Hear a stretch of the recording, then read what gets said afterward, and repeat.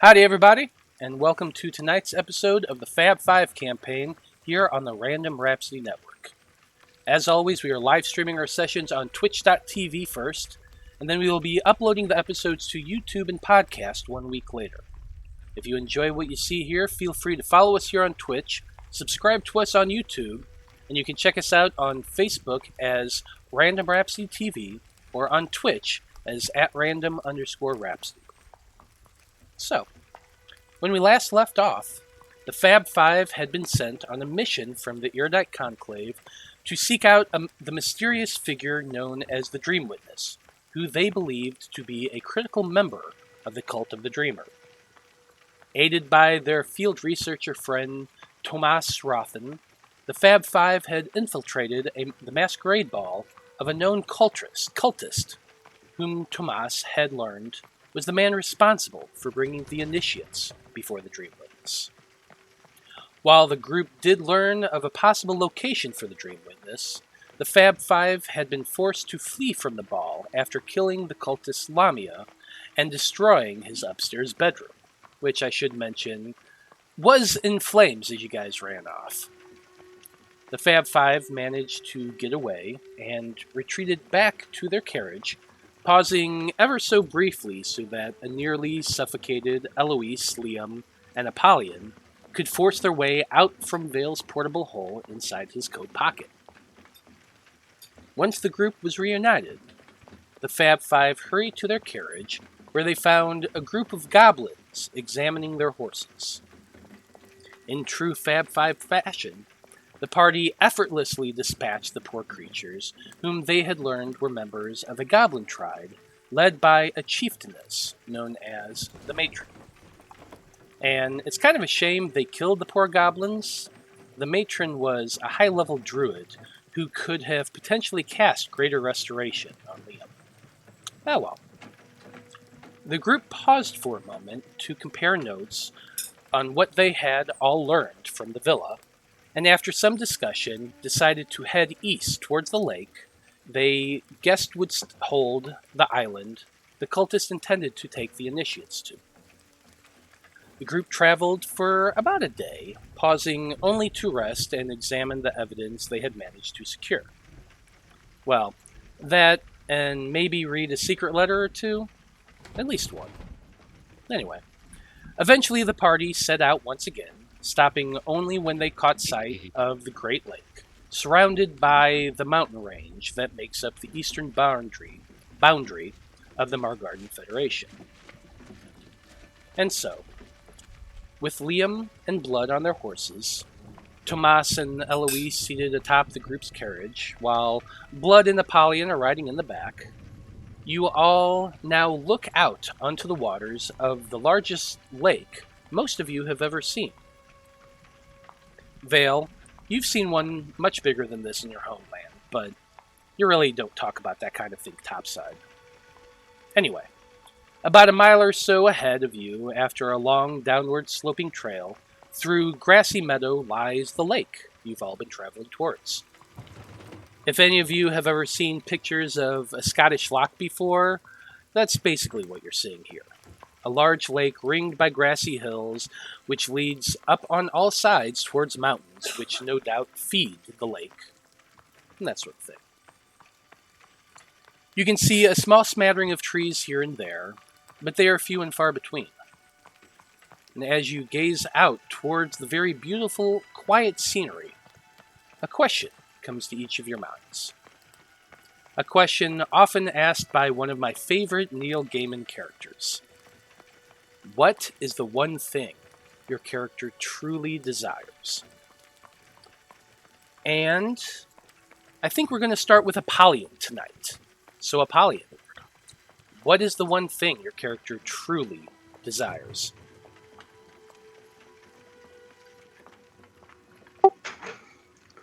I truly desire to be completely free and spread my freedom throughout all the world, to make a difference in this world and make sure that no one is ever enslaved against their will, but every man, woman, and child can live the best life they can.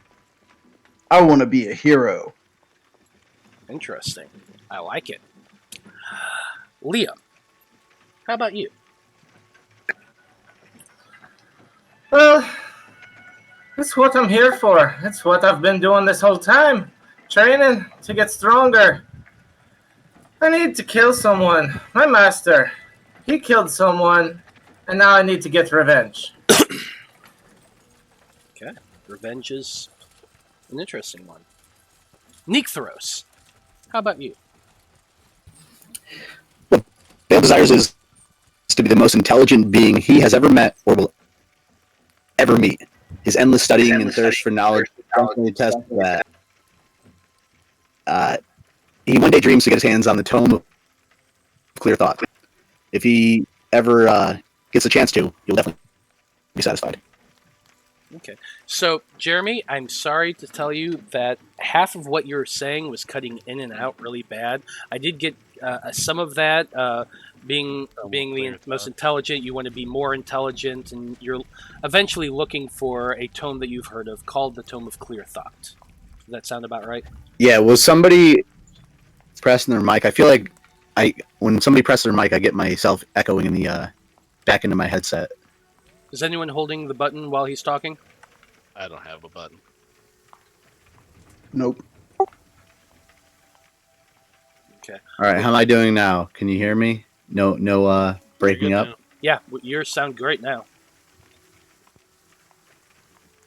Okay. All right.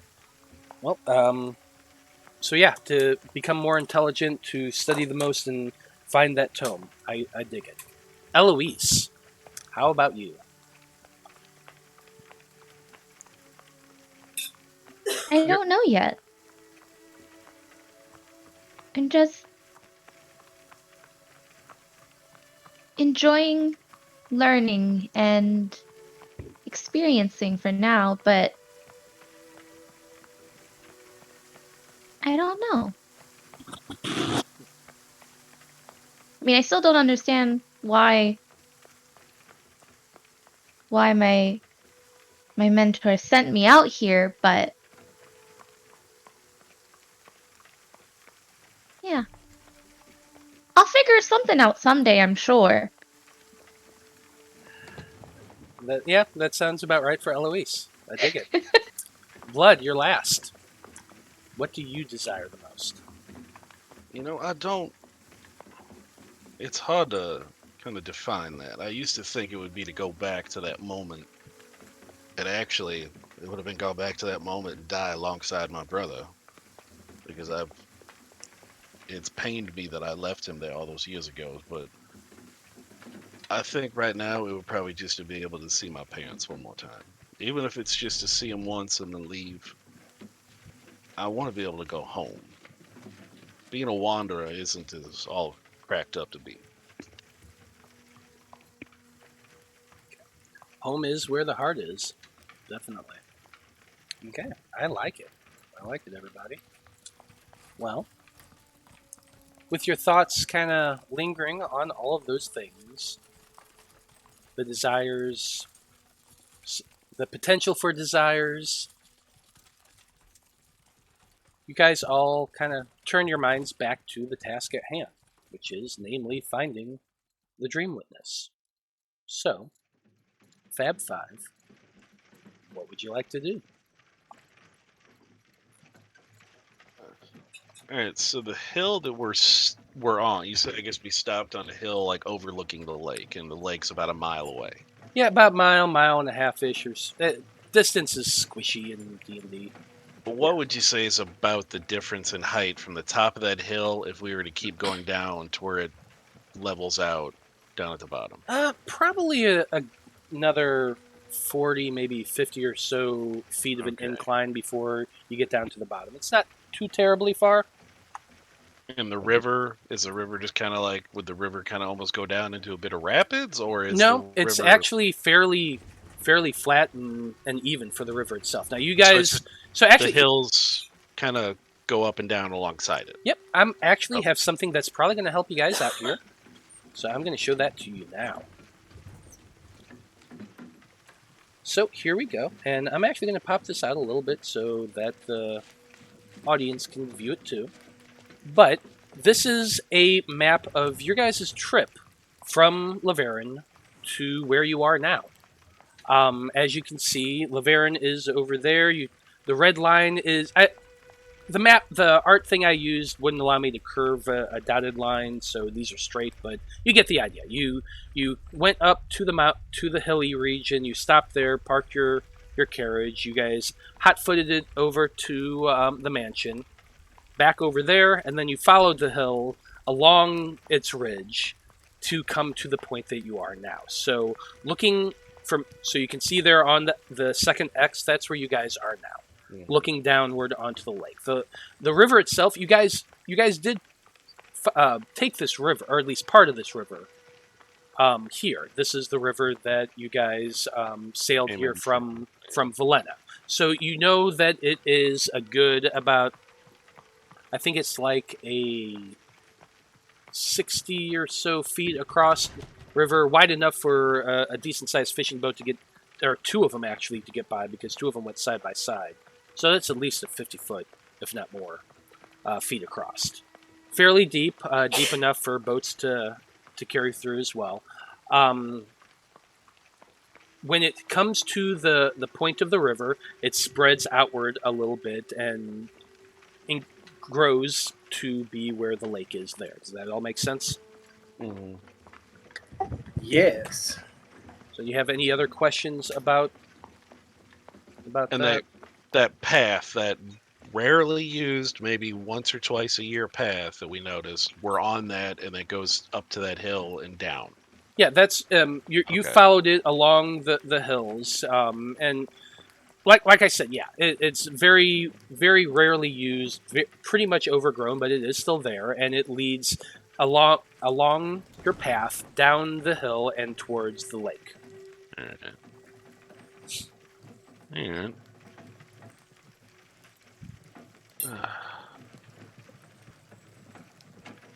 And I guess standing up on top of that hill, looking behind us, we can't see in the distance if there's anybody potentially following. Make a perception check.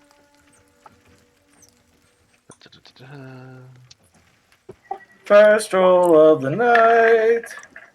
Oof, it's an 11. You climb up to the top of the carriage and stand there on your toes, looking out as far as you can.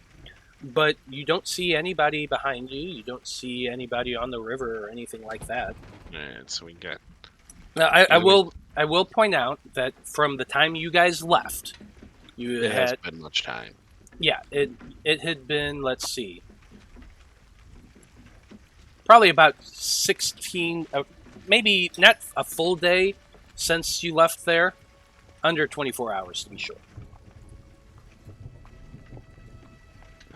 Alright, well, are we Since wanting we to... left Sigmund's? Yes. Sideman's? Or... Yeah. Yeah, okay. Yeah, since you left Sigmund's, it hasn't been quite a full day. Are we wanting to go down closer to the lake, everybody, or are we wanting to kind of, wait here? Because we think that they're going to come along this route. Well, if we're intending on ambushing them, we don't want to be downhill of them, do we? I mean, unless we wanted to set it at the bottom of the hill, but that's really hoping that they don't see us in that time. While you guys are talking about this, I'm gonna take 10 minutes and tell Apollyon to come closer and ritually cast Water Walk on all of us. And how long is that? I can't control my character. No? Okay, let me sit here. Water Walk, unfortunately, only lasts 1 hour, but I can do it again.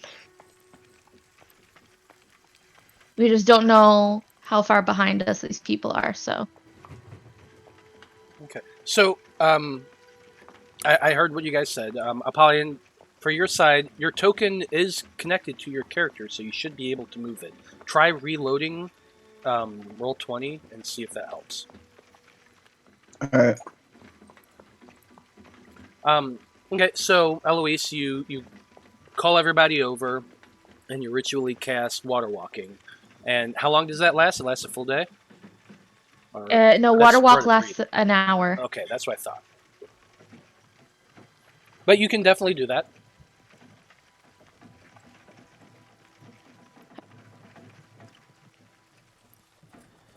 Are we planning on a walk on the water?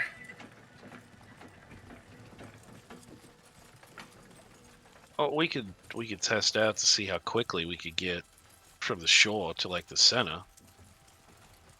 Just do some trial runs if we have to storm the water. Well, if we only got an hour, let's get started. So, I just need some clarification. Can you hear me? yes. Yeah. All right. When did we actually go get our long rest? About how long ago? Let's see. I think he said it took It's- us 4 to 6 hours to get where we are from the long rest. Or farther. Something like yeah, that. something like. Probably. Time is squishy when you're just traveling. It was within the last few minutes of the game because I didn't have time to like change all my spells. So Okay, you know, yeah. it So was- I'm just asking because I don't remember actually preparing for a long rest, but I remember actually doing it, and I wanted to cast in the dead into the corpses of the bag before I did do my long rest. Your audio is just terrible today, buddy. But echoing for anybody else? But yeah, you did state in the past as long as you have the spell slot to do it, that's what you're doing. So I think that's fine. Okay. Oh, I figured out what it was. It was Tanya, it was That's just that'd be for the three I don't goblins. have my word. What confirmation? I don't even know what you're talking about. I don't know what we're talking about. Right? I don't know. What are we talking about? I have no idea. Alright, anyway. Someone else walked in the room. okay. So Sorry, I'm trying to get a confirmation number for a flight. I'm sorry you guys had to hear that. I'm in the middle of like 7 things right now. I apologize. no worries. But you said you're casting animate dead on the 3 goblins that are in there. In the Yeah, hole? if that's all we had, then I'll do that. If Yeah. we only had the 3 albums, yeah. You had 3. I thought we had more though. No, you had 1, 2, 3, 4 bodies of goblins. Sorry, you had 4 goblins, and there's also the body of the Lamia, but I'm pretty sure you can't do anything with that. I mean that's your call. If it's a corpse, it's a corpse. I wouldn't use the Lamia stats. It would just be a zombie, but that's your call. I think isn't there a spell called Animate Monster? I think we wanted to keep that thing not put it into battle. I think we were wanting to I use don't know. speak with dead later. Yeah, I'm gonna have to do some research on that because that seems like a really big stretch to be able to cast a level 1 or level 2 spell to animate a. No, a it's got to Lamia be a corpse. humanoid, medium or that's small what I thought. humanoid. That's what I thought. So there you go. You could do it on the goblins, but it would not work on the Lamia. All right, that works for me. So there'd be 4 of the. They're zombies, I guess. Zoblins. But yeah, you could have totally done that on your carriage ride. I'm going to say it's probably been somewhere around like 8 hours or so since you guys left, maybe give or take. It's because you guys you slept at a weird time, and then you traveled for a while. So just to make it easier, we're getting closer to dusk at this point, but you guys have only been on the road for like maybe 8 9 hours. So yeah. And that 50 feet to the bottom, is that on both sides or is it just the one side? Probably on both sides. I mean, it slopes downward towards the river as well. So we could do the ambush here, because we could have the cart sitting on one side of the hill, and then we set up in and around this, and then we kind of spring the trap as they're coming up over the top.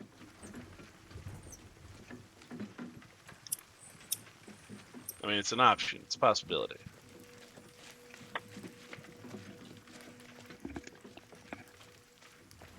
What are you guys doing?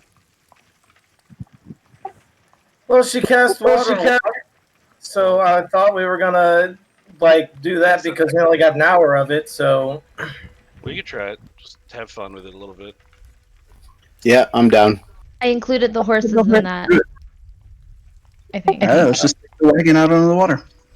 I mean, for the sake of brevity, we could say that you go down to the water first and then ritually cast the spell, so you have more time. Because, I mean, Yeah. I mean, a mile you can probably take a cart down a mile in 15 minutes or so. But if you waited, you have an extra 15 minutes. Well, if we're just getting down to the bottom of where the hill is, down in that area. Well, I mean, it's going to take me 10 minutes to ritually cast it, so we could say by the time I'm done, we're there. Sure. You start. Okay. You give Tomas the reins. You start working on your spell. He starts heading down there. You finish it by the time he gets to the bottom of the hill. And there before you is the large, beautiful lake, which I will actually show you.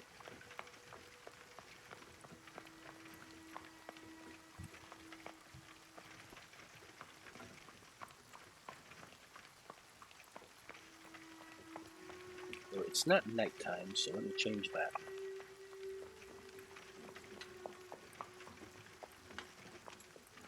There we go. And so you guys head down the hill and make your way towards the lake, which, as you can see before you, it spreads very far. I was kind of doing some research, and I don't want it to be as big as Lake Erie, but still pretty fucking big. And Lake Erie is like 57 miles across. It's freaking huge. So it is very large and probably quite a few miles across. You're judging probably at least 10 or more.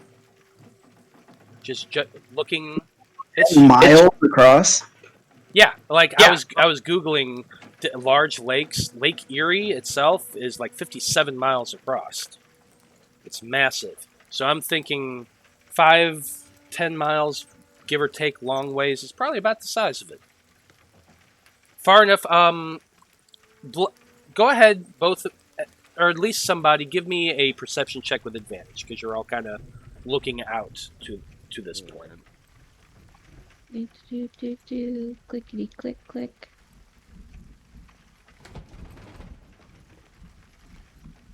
Okay.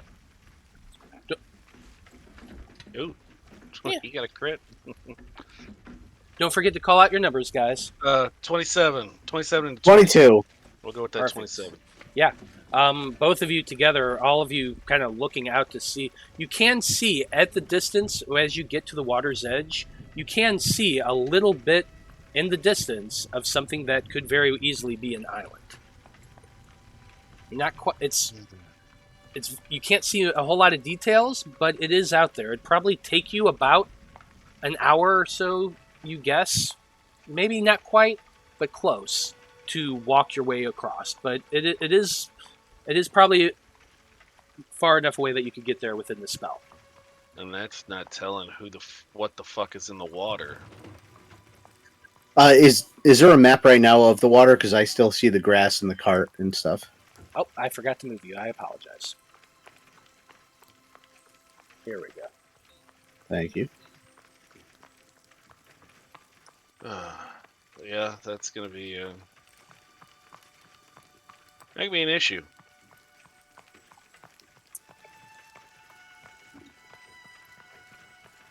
Damn it. Yeah. What's the issue? It's a long way to get there. And we can do water walks, so we can potentially get there in time, but I'm worried about what's in the water. Well, Yeah, if by the time that However, they're gonna try to get to the island. If we're already there, could be easier to attack them while they're on the water. Yeah, well, it's a possibility. If they're in a ship, that's one thing. If they're walking across like we are, or if they have some other magical means. Yeah, I can't see ship. Well, we're just guessing because the river dumps into the water, so we don't know if they're coming by ship or by cart. Apollyon, did I hear you trying to say something too? Oh, I just said, don't worry about whatever's in the water. I'll take care of it. I was Yeah, trying to boy. say something. Can we see where the tracks meet the water yet? The tracks don't meet the water. I imagine you've come down the hill and have gone about 2/3 of a mile to get to the point that you guys can see on the map itself. The tracks continue on for another 30 or so, maybe 40 or so feet before it stops in a fairly large, just dirt patch. The grass itself is very short around this area. You don't see signs of trampling or anything like that. Liam, I know your background gives you a little bit of insight into this kind of thing, being an outlander. So you can just looking around with your passive perception, you can tell that nobody's been through this area in some time. That you don't see any signs of large things moving through the grass or anything like that. It's fairly undisturbed at this point, but those tracks do end in a bit of a larger dirt path or patch, patch, that just seems very trampled, very well-worn earth, and a little bit. With water walk on, I can't go under the water until it's over, right? Yes, that's correct. I'm not sure if it's a conscious thing. I think you can choose to drop it. Hang on, I'll put the While spell you're in the looking that chat. up, Mr. Veil, while we were at the conclave and we were deciding what job we wanted, if we had gone to that underwater dwarven settlement, they were going to transport us with some kind of teleportation circle nearby. Can you tell if there's something like that or some kind of magic like that from here? Maybe they just magically go to the island from here? So, that's a... I don't know. I mean, you're the biggest magic user we got here, you and Eloise. But Holy cow, that works on lava too. That's so cool. I know. I mean, the lava will still burn you because it's hot, but you're not going to sink into it. But it doesn't Still look cool. it doesn't look like you can consciously stop it unless she were to release the spell. Okay. Well, it says I can only cast it on willing creatures. If you suddenly become unwilling, I don't know, because I mean, I don't- it's willing to accept the spell, but once the spell is in place, the spell is in place. I don't think you can yo-yo it, unaccept, and then accept again. Yeah. Alright. No, I'm not saying you could accept it again, but Can I do an investigation on this patch where freaking Like, he's asking, is that something is that possible to do a temporary? that's a 10? Okay, so Liam, hold on a second, Liam. You jump down off your horse and head over to the patch and just kind of do an investigation of it. You see some rock. You see a lot of dirt. It's fairly compact, as though it's been this way for a very, very long time. Like it's been bare for a long time. It just with the weather and the elements, dirt tends to get packed down really, really hard. You don't see any signs of footprints or anything that gives you any indication something's been here. It just looks like a patch of bare earth.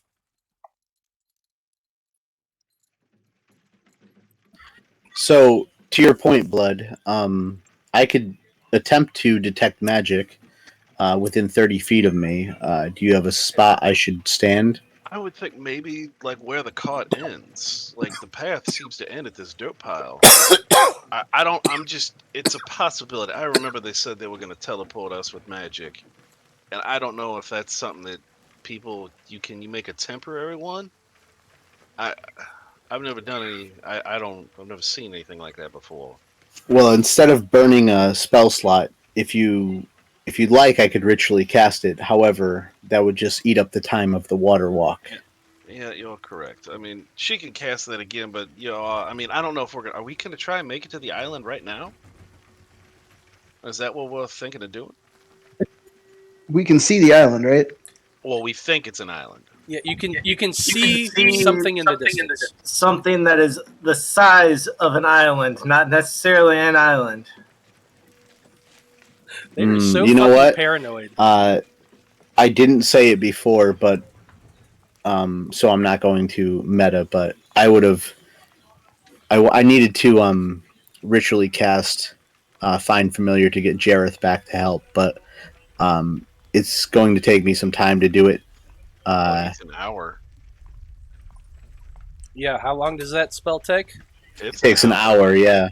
So I mean, you could do it, or tell you what, if you want to start doing that, Liam and I, we could test out to see what it's going to be like to get across this water.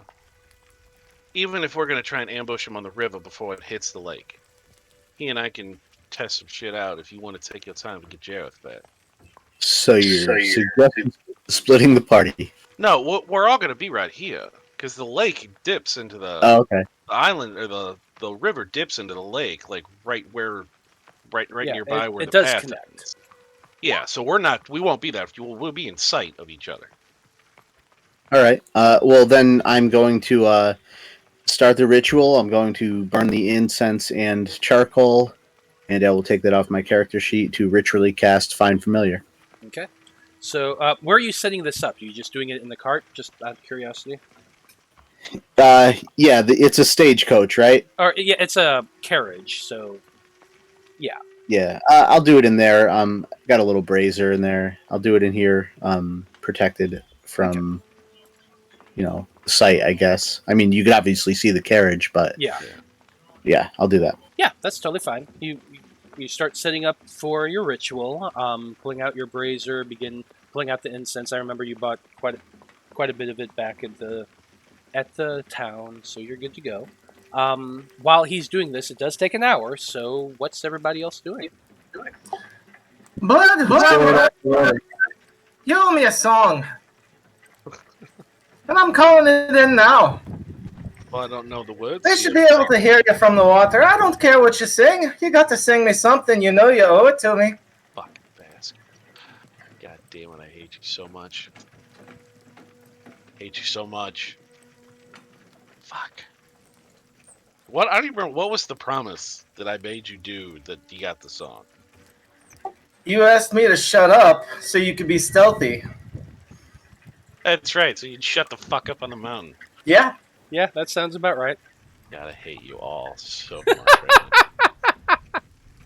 So, Blood, Liam has just called you out in the middle of everything as you guys are all getting down and kind of getting an idea of what you want to do. Tomas kind of is looking between the two of you and like, what's this now, kids? He was being a jackass as usual, and I made That doesn't sound like singing. I made him promise to shut up, and I'd said I'd sing his dumbass Bia song with him. Well, give me the Bia song if you do. You want that? I mean, I don't know it. You'd have to teach it to me.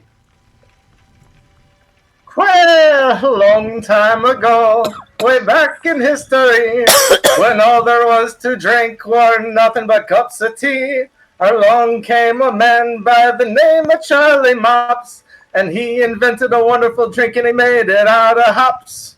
I hate it so much. Well, I guess I found it, so I will fucking sing it with you if you want. You just want to start on the next one, where he must? Yes, pick it up. He must. God, I want to sing it like you. He must have been an admiral or a sultan or a king, and as his praises we shall always sing. Look what he has done for us. He's filled us with cheer. Lord bless Charlie Mop, the man who invented beer, beer, beer, tiddly beer, beer, beer. You're a fucking bastard. You've got the delightful voice. And I'll take off on the water. Let's go, Gravel. He'll never catch us. And you do what? He's running away. Yeah, I take off towards the island. I'm trying to use as much of this water walk as I can. Okay, fair enough. You're wanting to go to the island, or are we wanting to test how? You already said that's what we're doing. I figure I'll beat you there. That's pretty much my plan. I was thinking we'd try and test an ambush on the water. But if you want to go to the island, I mean, he's doing I want to get closer so I can. I want to get halfway there so I can get a better eyesight on this thing because I don't think with an hour, I want to be stranded on this island. So I want to get halfway there and back. Blood will go with him because he's not going to leave him alone. I'm gonna unhitch one of the horses from the carriage, and I'm gonna ride it also out there with them. Yeah, I was about to say that while this is happening, I was unhitching the horses because there's no way the carriage is making it across the water. Okay, interesting. So I don't have a spell for that. yeah, you really don't. Okay, so And Vale the parent is on the shore, just conjuring up his fake creature. yeah, Tomas has kind of been sitting here this whole time watching you all. He's still been going through that damn book. Yeah, we'll be right back, bud. And We just want to get a he's closer just like, look. You kids are fucking insane, but okay. Apparently, yeah. I'll keep an eye on the elf. You go scout. We're not going to be gone long. We just want to get a quick look. So yeah, you just head on out. Eloise, Apollyon, Liam, and Blood. Liam and Blood, their horses are a little bit faster than your guys's, so you make some good steam, as you also don't have saddles on the horses, so you're riding bareback. I paid for a saddle. For yours. Oh, theirs. That's right. For theirs. Yeah. Sign Apollyon the way. What's that, Apollyon? So you know I like it bareback. That's yep. I did indeed. And so Boy. the four of you on your horses that you cast water walking on head out towards the lake, striding onto the water as though it were land. As you do so, someone go ahead and actually, Eloise, give me a nature check. God damn it. There's sea creatures. Well, there can't be sea creatures. This isn't the ocean. Oh! What? Hang on. I have inspiration. I'm using it. Oh, okay. That's much better. Well, it's not an nat one. So, Eloise, as you guys are starting to head out, you notice that the water has a kind of odd smell to it. Almost, what's the? I'm trying to think of the best way to put this. I know you've never been to this particular place I'm going to describe, but Koines, Kyle, Joe, have you all been to the Lake of the Ozarks before? Oh, yeah. Yeah. Okay. Sure. So you know that kind of smell you get from too many motorboats on a not that big island. A Lake Michigan is another. It isn't as good of an example, actually, now that I'm thinking about it, because it's a lot bigger. Lake Michigan's like the ocean. Yeah. But you know that kind of it smells like dead fish, and it smells a little bit like Diesel and slime. diesel and slime. Yeah. You're not getting the diesel, obviously, but that kind of it's more of a it smells more of a fishy algae smell to the water. Maybe than like a you're moldy expecting. brine. So, like, stagnant water. It's sort of like stagnant water, but it's definitely not stagnant. You can see the water. Yeah. The water, and it's an active lake. It's also very dark. The water is very dark. You get out maybe about 30 or so feet, and it seems to drop off a little steeper, and it's just dark, like looking down into murky Missouri mud water, which I know doesn't help you very much, Eloise, or you, Vale, but that dirty, very well used, well traveled water, that's kind of what this looks like. That's the best way I can describe it. But anyway, you do continue on out towards the lake, towards what you think is the island, for, you said, about 20 to 30 minutes, Liam? Yeah, that's the idea. 20 to 30 minutes, get a little better visual on this thing, and turn back. Okay. So you're getting close to that point, all four of you, and the closer you get, what's the best way to put it? It's just that smell. It doesn't go away. You would think as you continue to go out into a lake, it is the wider it gets, the less the smell goes. But you're still all smelling it at this point. But actually, probably by this point, stronger. it's not stronger. It's pretty consistent. And actually, probably when you get to that halfway point, you guys have all become nose blind to it. It's just that steady, constant smell the entire way. But by now, you're not even noticing it unless you try. However, go ahead and as you're getting to that halfway point and you're trying to look out onto the island, go ahead and give me perception checks, 2 of you. Are we doing them at advantage or just? They did it. Yeah, that works. That's an 11 from me. 19. Okay, Eloise, you especially can see as you get to that halfway point, the ground does begin to rise up, and you can see the clear sign of an island. It doesn't rise too far up over the ground. It probably won't even be like a 10-foot incline before it kind of flattens out. And in the distance, you can see a couple signs of structure, maybe, or at least the outline of them. Of a couple, squarish. You can tell from this distance, possibly stone. But it's also you've been riding out a half an hour. It is starting to get darker. So you're not sure if the darkness of the structure is stone or if it's just shadow play from the light. Does that make sense? Yeah.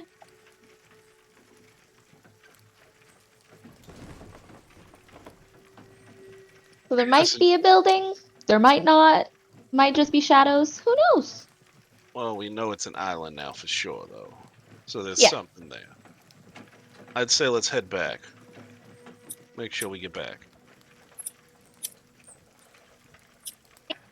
Yeah, I agree. I start heading back too.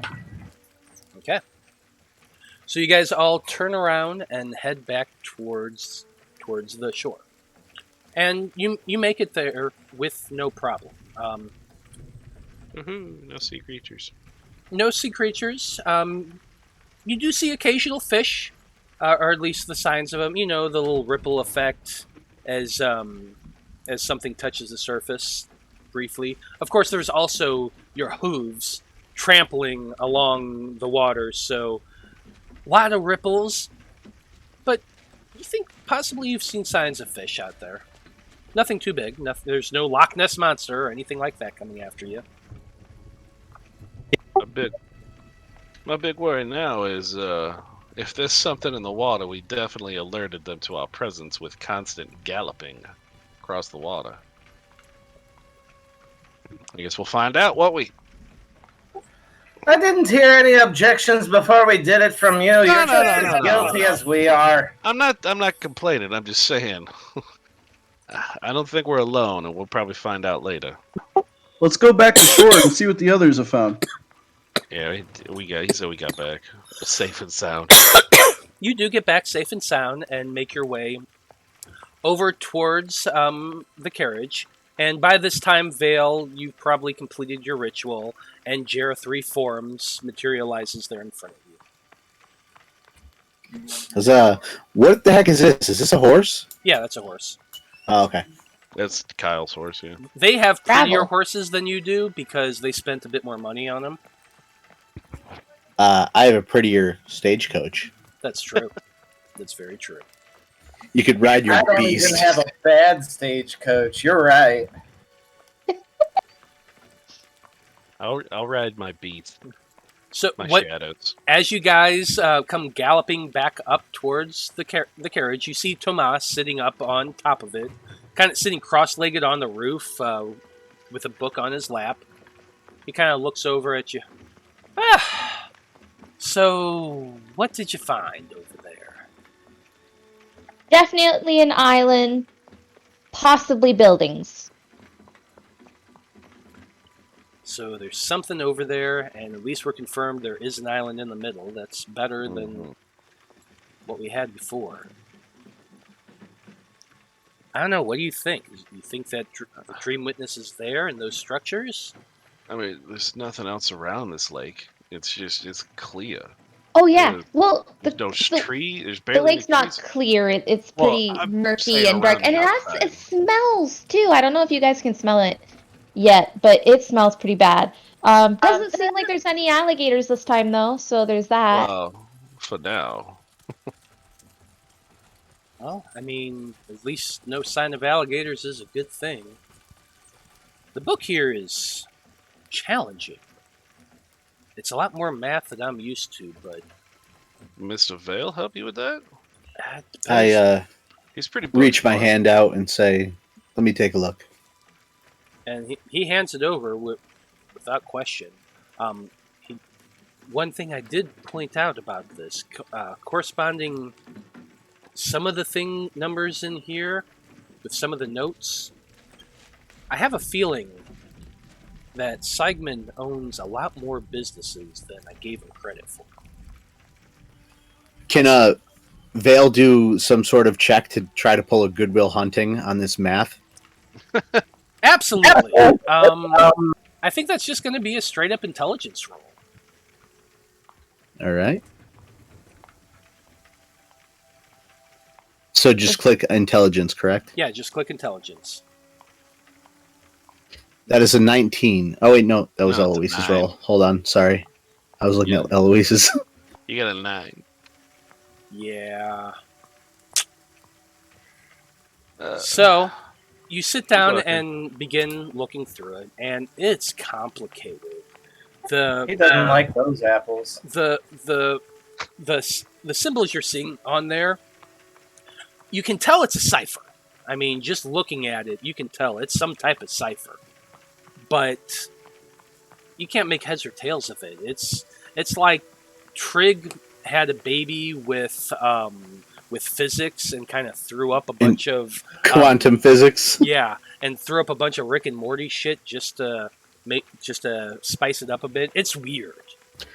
All right. Vale's gonna say, yeah, this is beyond what I'm used to, but I'm willing to learn. So if you don't mind, I'll just continue to try to go through this and study it. Maybe I could find something in a bit.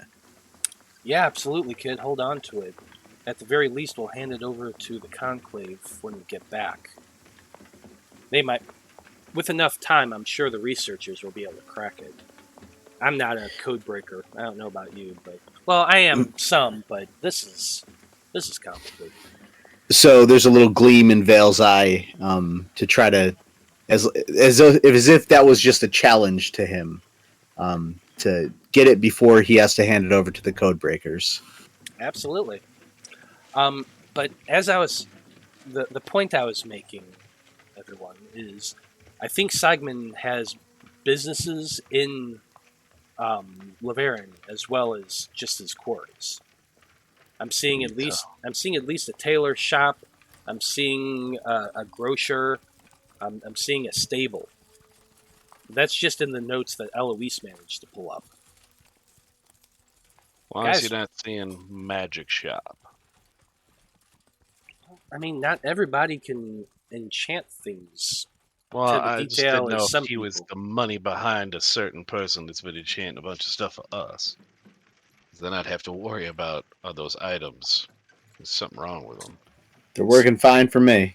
So, Tomas comes over and puts a hand on your shoulder, Blood, and he says, "Paranoia is not a bad thing, but not everything's out to get you." Well, it hasn't been that case in my life the last few years. I would beg to differ. I was just hopeful. Yeah, it would have not been good. If Blood had his own house, one room would just be one gigantic map wall of corkboard with strings all over the place, like Charlie from It's Always Sunny. Yeah. Mm-hmm. Pepe Sylvia! It's Pepe Sylvia! Exactly. So, well, I guess if you guys want to look around here, Liam, do you want to go to the top of the hill and scout out, see if anybody's following us? Absolutely. So I mean, if you guys want to look around down here, see if you can find anything useful. Okay. So, Liam and I'm gonna Blood, digging a tunnel. you're going to dig a tunnel? Yes, Dig I have a burrow. dig a tunnel. Oh, I'm gonna- my. I want to start digging a tunnel from the cart all the way to the edge of the water. Okay, interesting. My burrowing speed is 20, so if I dash, I get 40 feet per 6 seconds. Okay, Good Lord. so 10 Do seconds. I even have time to check out the patch of dirt before you get to it? Well, he said he's doing it by the wagon. You can pick anyway. Yeah, you don't have to pick this patch of dirt. So Did he pick the wrong patch of dirt? Do you like that patch of dirt? No, I just wanted to check it out, see why the tracks end there. I was gonna see if also Veil could like maybe detect if there was any residual magic from like old. I already had an investigation of 9. There's nothing more to be found there. Okay. He said, I've looked everywhere. I can't find anything. Okay, so hold on a second. Apollyon just arbitrarily starts digging downward. You all watch as he just starts clawing at the ground, shoveling huge chunks of dirt behind him with his huge minotaur hands, and very quickly you see him burrow down and start digging underneath. And you all kind of look there. I even put a hole there for you, and you can see the kind of where the path that he's drawn, where it goes. He's made this probably 7 foot by 5 foot tunnel, digging down from there over towards the water. Doesn't take very long either. Eloise, what you were saying, you wanted to go look at the dirt area, and Veil was going to cast Detect Magic. Is that correct? Yeah, it was going to be ritually casting Detect Magic right where I'm standing. Okay. You can definitely sit down and do that. And Eloise, go ahead and make an investigation check of the area, since you're getting down to, or perception. It's up to you.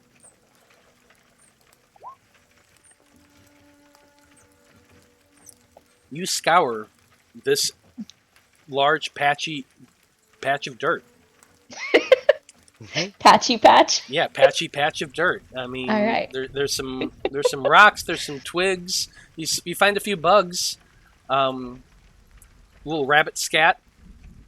Apart from that, there's nothing really there.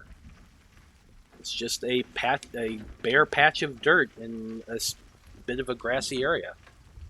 Does it look like maybe like it was moved to conceal tracks? Like, no, you can't. Nothing that you can tell. If anything, this area had just been. I mean, it's really hard to tell, even with a high perception roll, because it's been out in the elements for months upon months upon months upon months. This area was obviously bare, so like you can tell that the grass is encroaching closer and closer, but it's also really just dirt and a bit of rock. So think not a lot is finding purchase, and eventually you can tell that the grass will overtake this again. It's not salted or anything like that. It's just a very large, heavily packed dirt area that you can tell has just been out in the open for months or years at a time. There's no clear indication of what could have caused it other than just natural progression of nature. That's the best way I can describe it. There's and Veil as well. You sit down and you ritually cast Detect Magic, but you do not sense anything within 30 feet. And you can control it for up to 10 minutes, so you could move around for a while and maintain concentration. And so I'm gonna. Yeah. I'm gonna do kind of laps, as if I'm when you're searching for something, it's a 30-foot radius, or I'm sorry, within 30 feet of me. So basically, 30 feet on all my sides, and I just go up and down and around. Yeah, you kind of Nautilus shell outward, covering as much area as you can within the 10 minutes, and you even walk up to the lake at one point and kind of peer out there, but you're not really sensing anything that stands out magical. No magic sword in the water, Excalibur. Not within 30 feet of you, no. All right. Okay, how much time did it take them to do all that? It's been Excalibur's 40 feet out. Yeah, so if Veil's been cast a 10-minute spell and has moved all the way around, it's probably been a good hour and a half or more. It's definitely getting dark. So within that time, I've been underground, and I've taken this one long path and made it into several crisscrossing paths into like a underground trench warfare style maze. God. And since I'm a Minotaur, I have labyrinth recall, so I can't get lost in there. But no, we can't. So for an hour, so that's the interesting thing about making tunnels, because you're basically making a 7x5 hole, zigzagging around. I don't know how deep you planned on doing this, but after a certain point, if you're crisscrossing and shit, the entire area is just going to collapse down on you. I'm shoring. Only a foot or so underneath like the surface. Yeah, if it's a foot or so underneath the surface, you guys have been out there for probably about an hour, and Veil, you're probably standing somewhere about right here or so, walking back towards them. I don't know. Blood and Liam had left. They had gone racing up the hill. So I don't know how long you guys, but we'll say you've been up there for about an hour. Anyway, Tomas has been sitting down near the carriage. Eloise, I'm not sure where you were at this point. Well, once I'm done looking at the dirt, I'd probably go back and sit on the carriage. So I'm going to say, Veil, as you're walking back by yourself after your spell is finally 10 minutes are up, you're walking back, and the ground beneath you just begins to rumble a little bit and shake.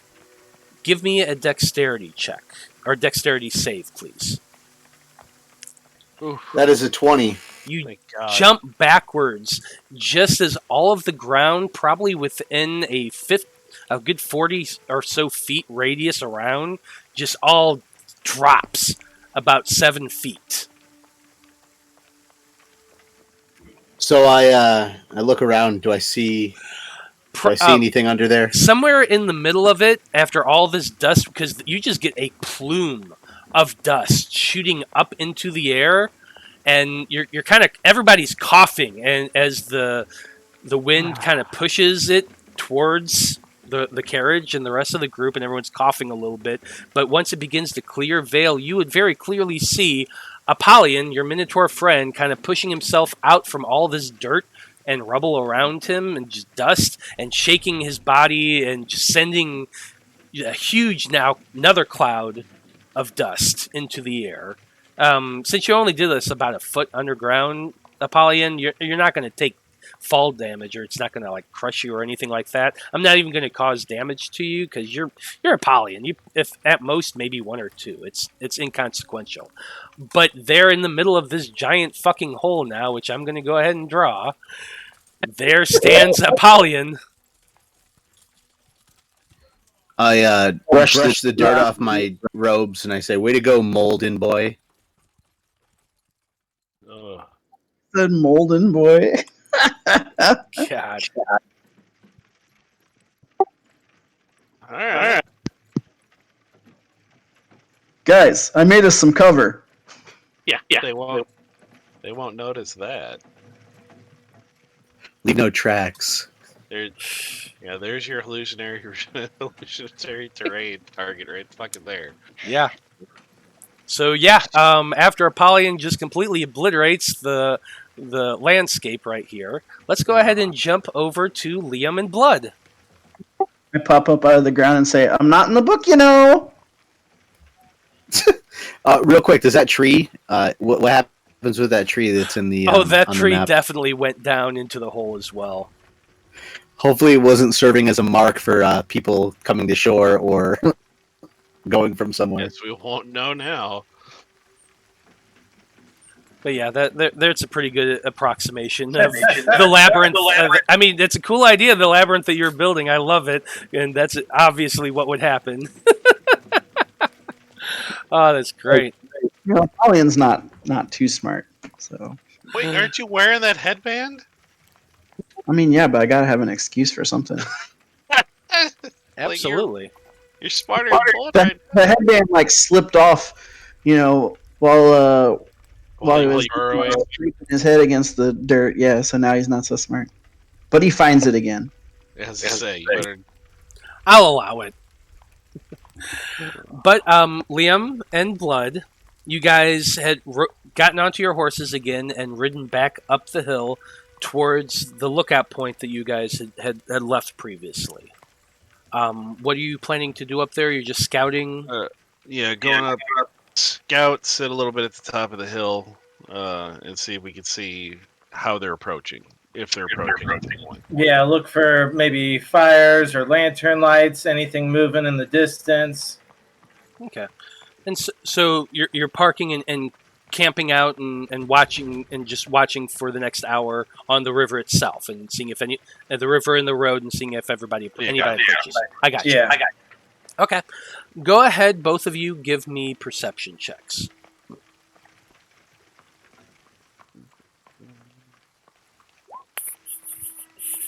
23 for me. 18 here. Yeah, nothing's there, but so you're sitting there sorry. You're sitting there on your horses, or maybe even you get down and kind of take cover and are watching commando style, your hands up like this, wishing you had binoculars, but you both still have some pretty good eyesight, and you can see quite clearly the river as it goes towards the horizon.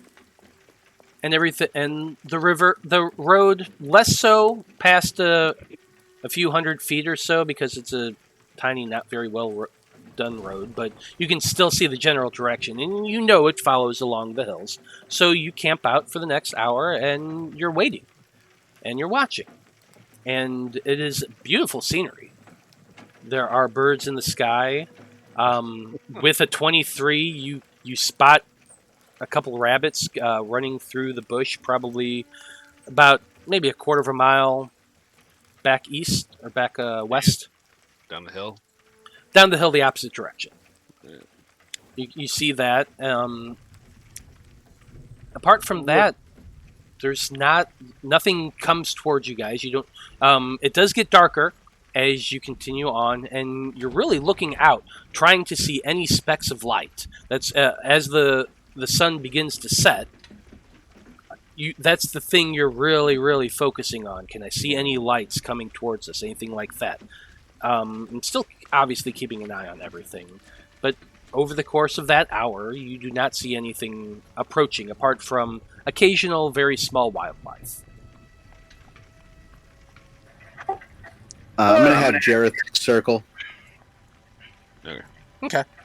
Go. Yeah, Jareth can make a perception check with advantage, since he's taking an hour to do that while you were wandering about. I'll allow that. Liam and Blood, what were you? Hey, Blood, what were you thinking of when you were singing earlier? You fucking bastard. I was thinking how much I wish I had just let you be an asshole before. So I didn't have to promise. She didn't seem as worried as usual. Well, I guess I was more embarrassed to be worried. Well, I've got a theory. What do you think? You're a person of many, many, many worries. You worry about yourself, you worry about others, your past, your future, your friend's future. But in the moment, you're only worried about one thing. Singing. Well, I mean, in a battle, in a fight, I could be worried about one thing too. But once I can't turn my brain off. I understand that. It might be better to organize one at a time. You'll be much happier. It's not as easy to do as you might. Maybe it is for you, but I've never been able to do that. I mean, maybe when I was younger, when things weren't so complicated. But the last, God, almost 5 years now, my life has not been that easy. It's been a little more complicated. Even more so since I met Apollyon. Now, I don't regret helping him. I would do it again. But it has made things much more interesting. Let's just say that. Hey, my life's gotten more complicated since I met Apollyon as well. He's a loud one. You think Hey, he's loud? we're all having fun. Well, you can't hear Most it. powerful words in the game, you're not there. I mean, he's gotten much better with that. He used to be every room he would walk into because he was just so used to it, screaming, "The Golden Boy has arrived." He hasn't done that as often lately. But I've always been about hiding. I mean, it's my nature. I try to not be seen. You and me have that in common. I've noticed that you haven't been able to, I mean, I can see you hurting. I mean, what happened upstairs at that villa? I mean, Tomas, we got out without a scratch. But we have... Yeah, they did. It's a 15 for deception, so I have a little wince of pain, but I'm still not showing too much of my hand here. That's 17 on insight. This is 17 on insight, so you can tell he's twinging. There's nothing to be ashamed of. I mean, if something heavy hits you, I mean, maybe it'll just take a little longer to recover from. Yeah, I've been doing some thinking about that. It's not healing on its own like usual. I'm not exactly sure what this is. It's never happened before. Well, what hit you? You remember those ugly... Did you see any of the ugly statues he had built in the place? Were there some downstairs? I think there was one. No, there was not. You had not seen it. You didn't... Tomas said there was one because he went upstairs. You did not go up and see it. Well, I think the one that we might have seen would have been over by the dining room, but I never went that way. No, there wasn't one in the dining room. It was just in the villa. The foyer or whatever it was. Yeah, there was in the foyer. But that's the foyer and the ballroom. That's the word I was looking for. Yeah. But I never went over there, so... No, so you did not see it. I didn't... Well, there weren't any downstairs. But I didn't see any of them, but... Well, there were these giant clay beings. I tried what I could, but nothing seemed to work, and they just kept coming at me. I've broken ribs before, but these... I don't know. And magic doesn't seem to heal you? I haven't tried magic yet, but... I've had a full day to try and recover. Well, let's just hope whatever we're about to face. I mean, you're welcome to stay back with me. Fight from the shadows. It works well. You are planning to survive once we all die, aren't you? Well, I'm not going to die.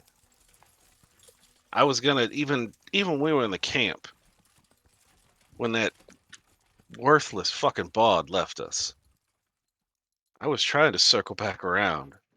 I wasn't going to leave you there if I got in the way. I got you all into that. You followed me I don't know if you did it willingly or if I was just a little headstrong at that moment, but you followed me. I wasn't going to let you die. I don't remember too much beyond being charmed there, to tell you the truth. Yeah, you and Mr. Veil were charmed a little bit, at least. I mean, you weren't doing much. Apollyon kept trying to beat... Speaking of Veil, I believe you would have come back for us. I'm not sure that he would have. That person only seems to care about the zombies, and we saw how much he cares about them. I don't think it's so much as that. I mean, those are tools to him. I think he would have... You don't think we're tools to him also? I don't want to put it that way. I mean, I'm trying to understand him more. I don't think he would have abandoned us. And if we all suffocated in that bag, do you think we would just be more zombies for him? Oof, well, I don't know. I don't know what happened in that bag, to be honest. I mean, I'm taking your guys' word for it. I guess it's just not a space. There wasn't enough air. So yeah, well, I mean, I guess we just didn't understand that when he asked you guys to get into it. I mean, that was a plan y'all made upstairs. Tomas and I, we found out you guys were in the hole when we met him outside. I mean, at some point we would have gotten you out. I would have told him to get you out. I would have let you stay in there. Aye, but we would have been limp. I can only hold my breath for so long. I'm not the golden boy. Well, luckily you got out. That's all that matters right now. I mean, don't. I sincerely saw a look of he didn't know that was going to happen. He wouldn't have done that on purpose. I'm trying to see the good. I mean, that's what Eloise. She seems the good in everybody. I'm trying. I am still very untrusting of most people, though. But I'm trying. So. Well, if there's no lights by this time, I think we'll start heading back.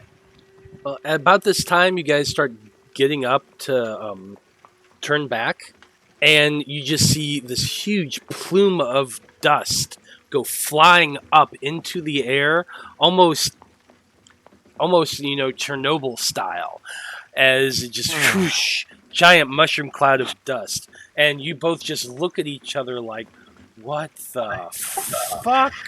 I look at him. My first word is Polly. Yeah, is that a good? I mean, do we have to race down there?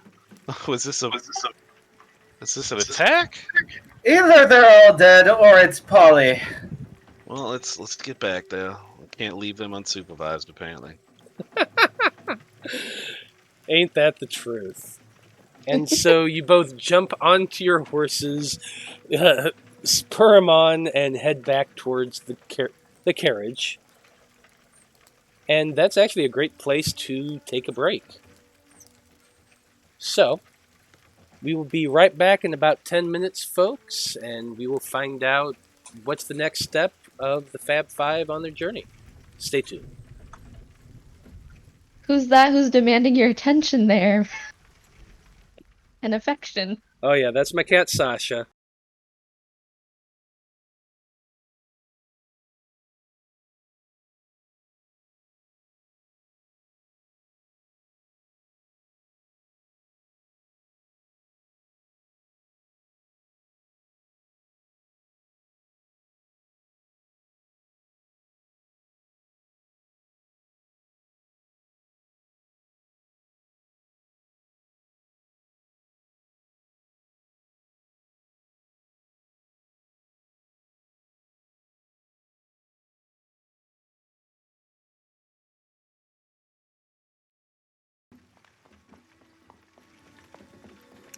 Howdy, everybody. Welcome back.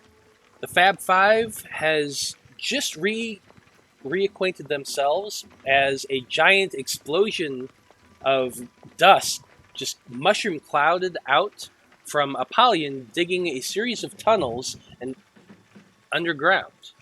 As the dust settles around Apollyon, you can't see now that this kind of big network of tunnels and stuff that he had dug. There are now it does look like trenches in so far as there are thicker points that kind of build up, and you can see it's almost like an ant hive a little bit come to the surface, but you got these nice little ridges and so on and so forth in this circular area. Looks pretty impressive. But Blood, you and Liam came riding down the hill on your horses, and see this now as you get down there, what I've just described, and you can see Apollyon there in the middle of it, probably still doing that Fabio shaking of his head and sending dust everywhere. But what are you guys wanting to do? I'm gonna run over to the edge of one of the trenches or the pit or whatever it is. Paul! I told you it was Polly. Yeah, I mean, it wasn't an odd guess. Still pretty neat. Yeah, I mean, Look what I made. I could see what he was going for. Yeah, it's a giant labyrinth But, looking down. buddy, the problem I'm worried about now is if they get to the top of the hill looking down, they're going to see a giant hole. They don't have to be able to see a giant hole. Well, I mean, if you can magically hide it, that's great. I think I can do that. Oh, now? Do you want me to do it now? Well, no, we'd have to. I mean, well, wait till we see him coming. Because I don't know how long. How long does something like that last for? Oh, About a day. I mean, it's all up to you if you think they're gonna show up then. But it's got. I mean, yeah, you'd have to cast it now because it's got a 10-minute casting time. He didn't see anything of them coming. I don't think there's any chance they're going to be coming up on us overnight. Hopefully not. So, yeah, yay or nay on the casting? Go ahead. Yeah, no. Okay, I'll do that.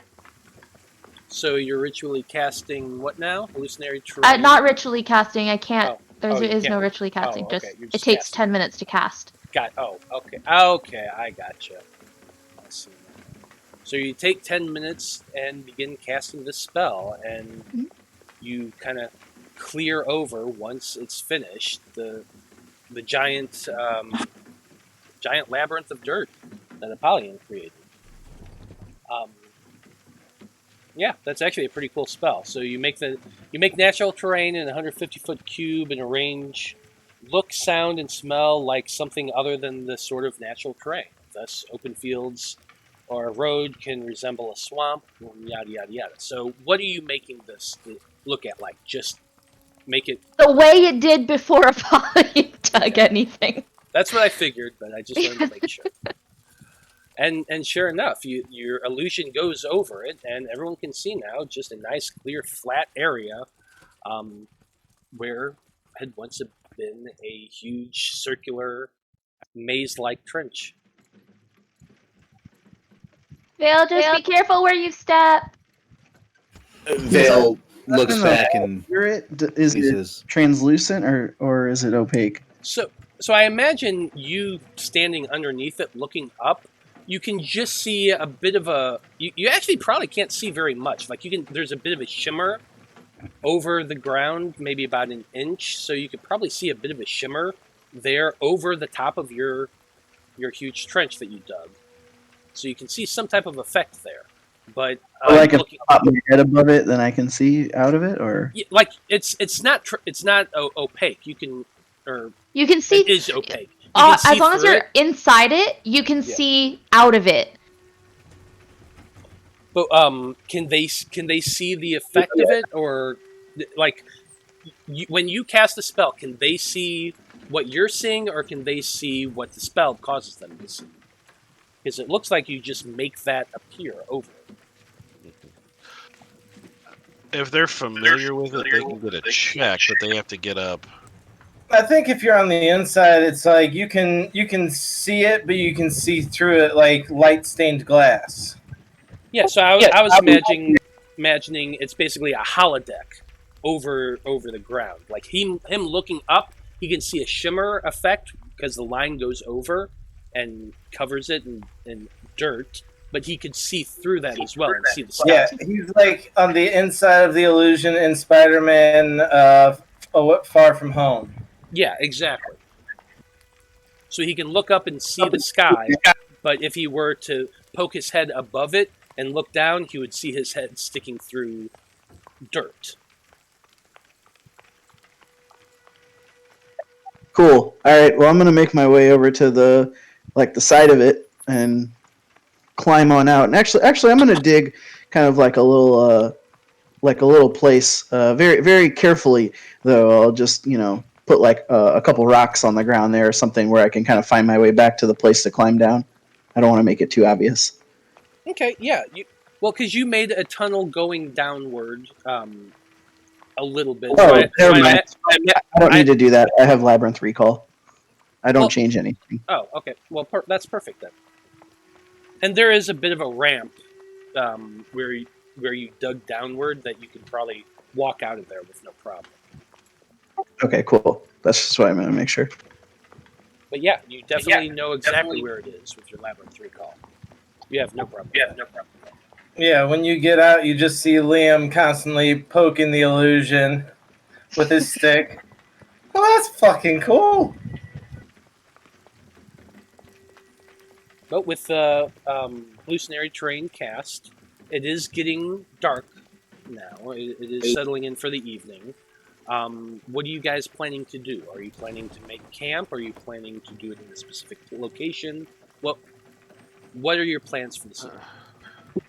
I think we should just hide in the pit underneath the illusion. Pull that on cart down here.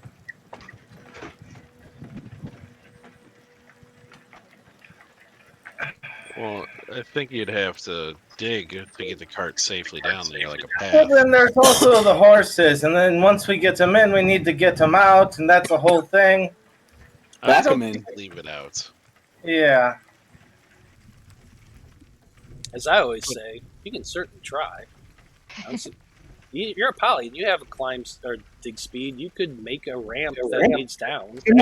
For the horses, no problem. I'll make it on the far side though, so it doesn't change anything when you approach from this side. Yeah, and you can always back them in. I also wanted to be setting up a watch, which would mean we'd be outside the pit anyway. So, I mean, you can sleep in the pit if you want, but I'm gonna try and keep an eye out. I think we alerted people on the island if there was anybody on the island. Like, I want to keep a watch out on both directions. Okay, yeah, we can definitely do that. We can get in and out of this pit pretty easily. I mean, if it's only 7 feet, and like I can make us a couple little ramp/stairs on either side, so that we can get in and out. But anybody that comes is gonna fall in the hole. That's the thing. Yeah, and you can definitely do that with your abilities, Apollyon. If that's what you guys want. I work through part of the night. Can I break up that tree that was there? It looks like it was dead, just on the map. I don't know if it is or not. Definitely dead. Can I break that up and whittle some little spikes or something just along the side towards the road? So if anybody fell into it, they'd fall on spikes like a pit trap. Okay, I'm gonna say make a strength check for me, or athletics check. Yeah, make an athletics check, and also make a survival check. Also, please remember that they are also bringing their initiates with them, and we might not want them to be hurt, right? We'll try our best not to hurt any innocents. Oh boy. Okay. That's an 18 and a 23, boss. Yeah, so the 18 athletics is to chop the tree into pieces, and the survival was to be able to figure out how to make those spikes, to get the inspiration to make spikes that you can impale into the ground and stick out with a point. So you didn't have a hard DC on either of them, and you rocked it out with both. So Apollyon, you pull out, I'm sure you have an axe or something, or maybe you even you're all watch as Apollyon grabs some of the branches and just rips it apart in half, like Captain America in what movie was that? I think that was in Ultron. Ultron. That's right. Yeah, it was Ultron. I imagine just like that for Apollyon, and he begins to start cutting away. Making sharp points, and you can place them pretty much anywhere you want. You have a good dozen of them. Imagine I break off the big pieces, and then I use my horns to split each one smaller and smaller until I have long skinny poles, and then I sharpen the ends of them with my scimitar. Eloise does have a point. The first ones to fall into this pit will be the horses. They'll get the point. I mean, you guys kind of watched Apollyon do this for the better part of a couple hours. And I've already mentioned multiple times that if the horses get hurt, they will be getting healed first. Well, I mean, he's whittled the spikes, but I'm just reminding him that if he sets them up for the very first thing that falls into this pit, he can still set them up in any place he wants at this point. I just want to remind him if he sets them up for the first thing to fall in the pit, the horses are going to get hit. Well, where else would I put them? You can just use them as spears. You could put them on the side. You and I can push characters against the wall, stab them into the spikes against the sides. That's a good idea. Maybe I'll put them in a circle, like around where we've made our camp in the center of this thing. So there's like a kind of like a perimeter to defend if it comes to that. And yeah, I think I'll put a whole bunch like in the side wall there as You're like putting an extra like hazard on the battlefield, I guess I would say. But I won't put them on the front side so that the horses don't get skewered. They're putting a lot of effort into this. They just get killed. Oh, I said skewered. Oh. Yeah, sure. You could absolutely do that. And you have the art tool, so you can really draw it however you want, buddy. But you can absolutely start making these spike areas. Where you just kind of go on the map and put where they are, so that way we know.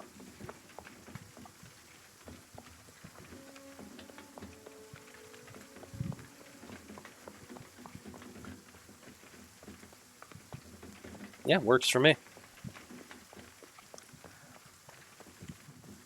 So you guys are all watching as Apollyon's doing this. They seem to be focused more in the center. Okay. Absolutely. So like Liam said, we could like push somebody into it or something. Yeah. So just out of curiosity, if we're in theory fighting in this pit, is this considered rough terrain? I wouldn't say it's rough terrain, no, because it's the way I envision this is actually kind of how I described it earlier when we weren't on the air. Kind of like World War I trenches. The walls between are probably thinner than that. I imagine like it's enough that there's a wall there, but they're close enough that you can move through this in kind of this anthill-like pattern. So there's a lot of interconnecting tunnels and gouges of wall coming up every so often. That's kind of just how I envision it. Correct me if you had anything else in mind, Apollyon. No, that makes sense. And then the middle part, I just would have like kind of like trampled down with my feet, so it's sort of level where we could kind of make a little camp. Okay, so you, a camp in the center. That I like it. It's lower than the rest of it, if that makes sense. Sure. And then you probably dig a little spot that way you can put your carriage down there and keep it back out of the way without going into the trench itself. Yeah, I'm gonna imagine the little like kind of ramp for the carriage is like for coming from the back over here. Sure, works for me. Fucking dig speed. You're welcome. Yeah, it's kind of ridiculous, but that's okay. So anyway, Apollyon it takes Apollyon a while to do all of this. It probably takes the better part of the evening, pushing towards 9 o'clock. So by the time he's done, is there anything anybody else is wanting to do in that time? I'm just unattuning from the hat of disguise and putting the boots of striding and leaping back on. And Tomas will take the hat back. He probably would have taken it back the first night. But, yeah. Oh well. Oh yeah. But At some point, I would have reattuned. Yeah. Hey, Blood, you notice the whole time Apollyon's out there like working and sweating and everything, he's got the cape of billowing, Oh my god. billowing out behind him the whole time. Of course it does. Absolutely, he does. Anybody else have anything they want to do during that time? Just mesmerized by that cape of billowing. I guess, yeah, I'll be, I'll ritually or I can't because I'm concentrating on something. Never mind. It's not a concentration spell, is it? No, Hallucinatory it's terrain not. is not, It no. just goes up So for 24 so hours. you're not concentrating on it. Cool. Then I will ritually cast, Speak with Animals and just talk to the horses and be like, hey, we're gonna go down the hole that disappeared. And the horses are kind of like, oh, not too sure about this. This is a little dangerous, and I don't like these enclosed spaces. I know, but there might be bad people coming, and I want you to be safe. Make an animal handling check. Oh boy. I don't want her to fail. That would just be great. 17. Ah, Yeah, that's pretty good, actually. Well, if you say so, Eloise. I'm not too sure about this, but I guess I trust you. I mean, they were just walking on the water earlier. Yeah. Yeah, but These they've done that horses- before.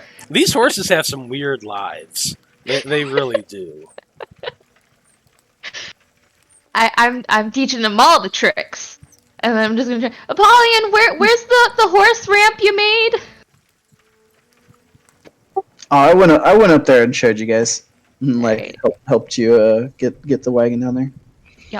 I'm just gonna lead. Vale, do you have anything you're wanting to do? No, I'm just gonna take the first couple of watches. Okay.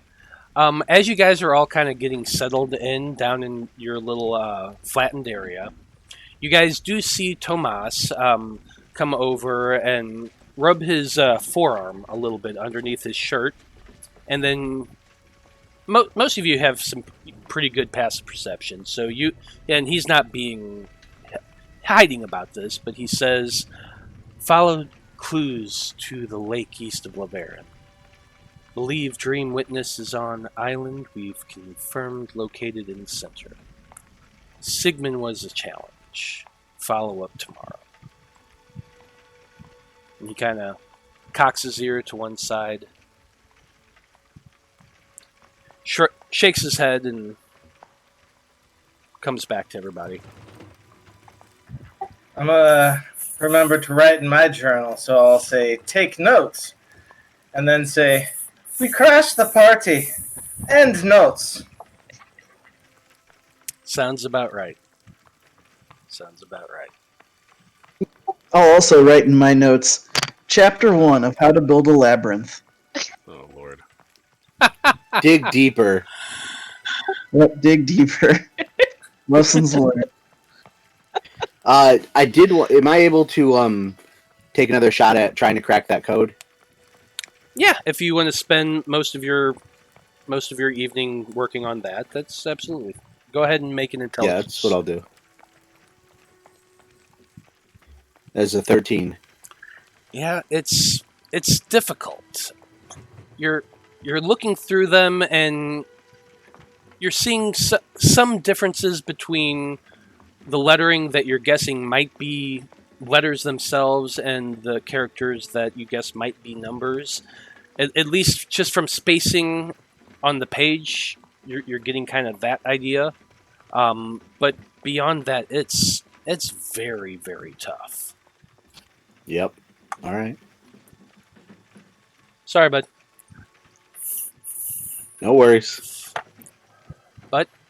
Is there anything else? Anything would like to do, or you guys just going to go ahead and head to bed? No, yeah. We're still doing watch, right? Oh yeah. You're doing watch, and I suppose you're specifically looking out there, trying to get any signs that something's coming toward you guys, or at least towards the lake itself. Does that sound about right? I believe one of us is going to be looking towards the lake, and the other is going to be looking towards the way we came.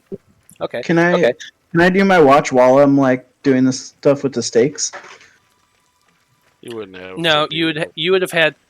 This is taking place after you're done with all that, And honestly, you had to spend your time focusing solely on that. All right, that's cool. I'll just go to bed.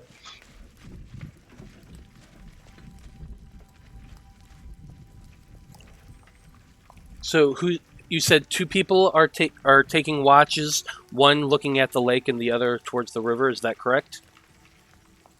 The river and the hill, I guess. Yeah. Okay, so who all's taking the first watch? I'm taking one. I'll take the first watch. Okay. So both of you get ready for your watch. 4 watches in the night, just so you remember. You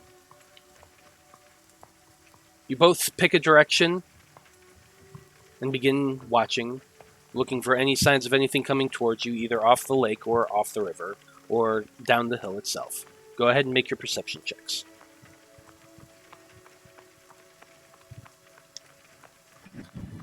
And 9. They keep rolling so low. I got a 13, and Jareth is going to be watching as well. Yeah, he can make his own perception check.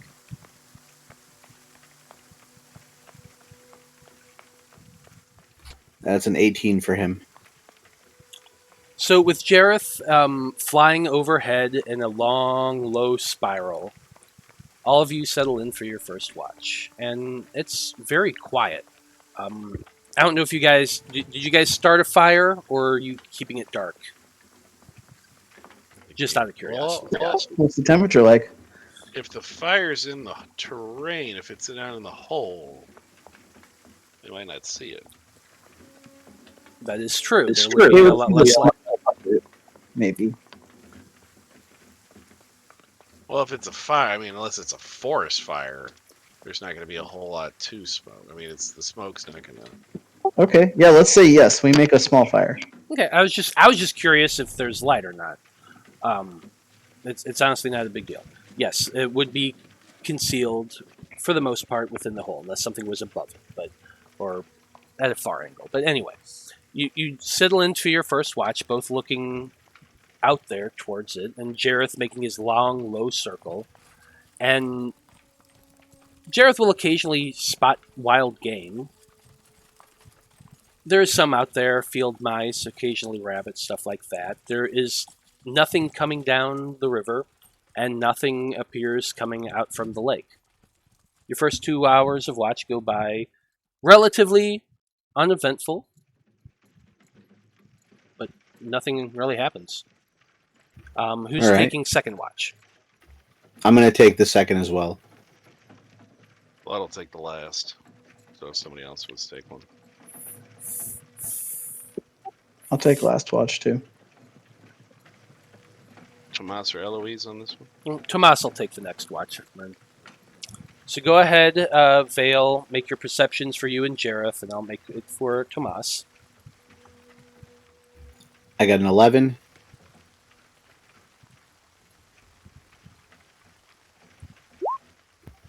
And Jareth got a 14. And Tomas got a 21. And for the next 2 hours, you two kind of spend a little time chatting, or at least Tomas will engage you every so often, just asking you questions about your homeland to stave boredom. How much you actually choose to talk is, I imagine, not nearly as much, but I might be wrong, and you can correct me if I am. Yeah, it's very minimal questions answered. Mm-hmm. And there are very vague questions. He's more just chatting to keep time than anything else, and you can kind of tell that. Both of you looking out, one towards the lake, the other towards the river and the road, and for the next 2 hours, again, nothing. You see, Tomas actually, with a 21, he might point out towards the northwestern mountains and say, take a look at the moon there. You see just vaguely at the far edge over the mountains, that big wing that goes over the moon? Yeah.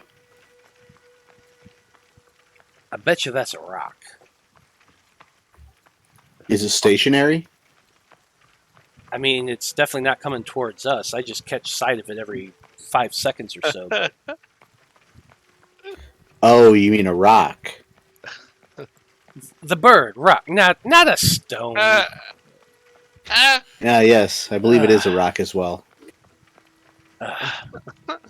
I'm just saying. That's I've what I never. was gonna be. It's cool. It's cool to note. That's all. And he kind of pulls out his book and jots that down. But for your next 2 hours, nothing approaches. You see no signs of light or life. Who's taking third watch? Well, I guess I am. So, real quick before I go in for my trance, I'm going to cast counterspell at level 4 into my ring of spell storing and shield into it. Okay. Obviously level 1, and then I'm going to reassert dominance over the control over the zombies. Perfect. Yeah. Sounds good. If Blood's to take 2 watches, what kind of penalty? I mean, he's not going to get an exhaustion point because it's not going completely without sleep. Well, What are you going to do to him? so D&D rules just states that if you don't get a 6 hours of sleep, you get a point of exhaustion. It's relatively clear. I'm going to say that just for simplicity's sake, if you take a second watch, you'll just end up having to oversleep a couple extra hours, and the team will have to leave a little bit later. But if they do, you would not get a point of exhaustion. If they got you up when they got up, there would be a bit of an effect. Unless Eloise just wants to take it on her own. Or you just start off at 10 o'clock. She's got instead of Jareth 8. with her. Alright. Yeah, I mean, that's true too. It's up to you guys. I'll let her do it with the bird. Okay. So Veil settles into his trance. Tomas does as well. Eloise gets up and sits at one edge while Jareth is flying overhead. So go ahead and both of you make your perception checks. Mike? Thought I just heard meow. Was that- Jareth got a 9. Yeah, here's my cat. She's being extremely needy tonight. Ooh. 25. Oh yeah. You can see everything, Eloise. Aw. Got my goggle. I've got Veil's goggles of night. Yeah, you do. Suddenly, Probably. the night is crystal clear. And from the riverside, you see nothing. Nothing coming along. No signs of boats or lights or anything. Towards the lake, you can see a bit of a glow. Or is that just the moon reflecting off the surface? You take off your goggles and kind of peer out there again. And it's fuzzy. There might be a bit of a glow out there on the lake, but you're not quite sure. I'm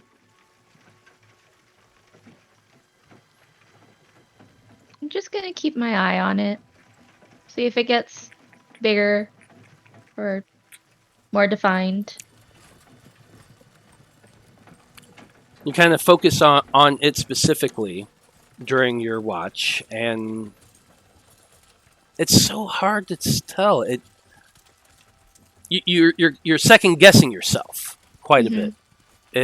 It might be the moon. It is a clear sky and a full moon, but at the same time, it does have a bit of a yellowish tinge to it. And that's the edge of your vision. That's a really far distance to see. But there might be a glow there. It does not move. It does not get bigger. It does not get smaller. But you don't always see it either. Sometimes it's there, sometimes it's not.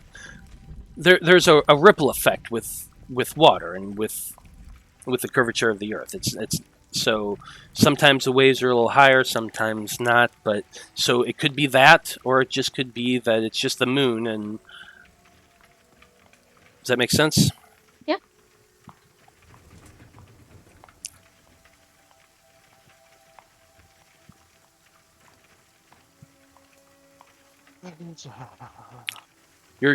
Your watch goes by, otherwise uneventful, and Blood and Apollyon are the last two to take watch.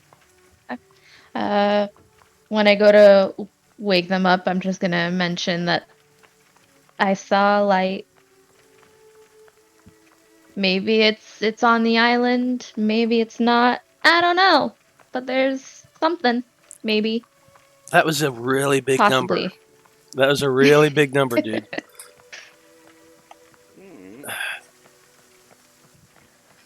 There What? might be What a could be candle lit in those possible buildings that might exist on the island, maybe. If Blood has a good roll, he can beat it. I was gonna say. It's possible. So, Blood and Apollyon, last two on the watch. Go ahead and make your perception checks.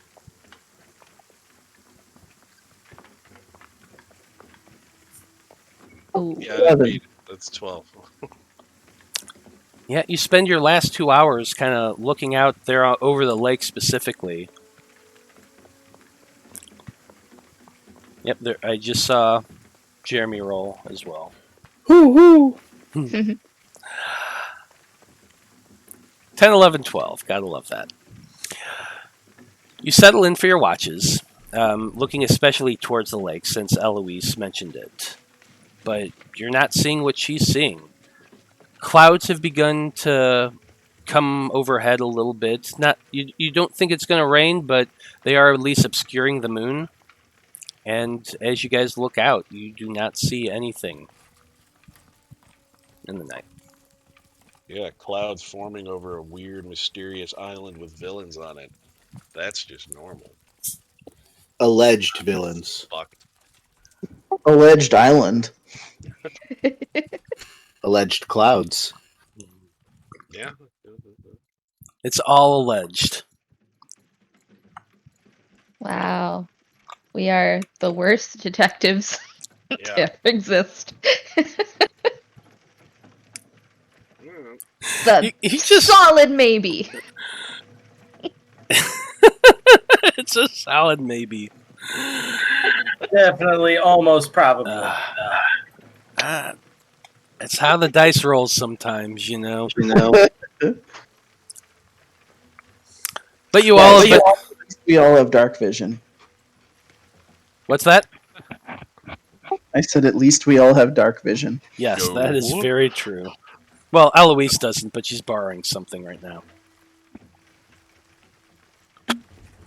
But, sure enough, your long rest is over. You all waken afresh, have a bite to eat, and kind of just settle in to discuss what you're going to do. So, what are you going to do? Well, We all heal up, DM. Well, everyone does heal up their total amount of hit points currently. So, yes. Including Liam. Well, I mean, you do have a set number of hit points that you currently have, and you do heal up to that level. Yes.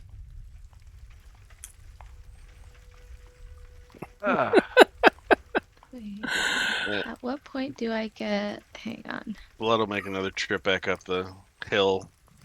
Keep an eye on things up there. I'm gonna head up the opposite hill, so we're on opposite hills, both overlooking the path. Do we feel any stronger or wiser this morning? No, not yet. No. You definitely did not. But Blood, you head to one hill. Liam, you head to another hill. Are there really 2 hills, though? Yeah, the path was going in between a set of hills, wasn't it? No, the path was on the edge of a It hill came down a that hill. sloped down. I mean, you could go walk around the edge of the lake. Don't tell me what to do. I'm on the opposite side of the path. I'll have Jareth go find a nice high tree to perch up in, so we can get a view of at least the majority of the area we're near, and if anything's coming. Okay. Everyone go ahead and make a perception check.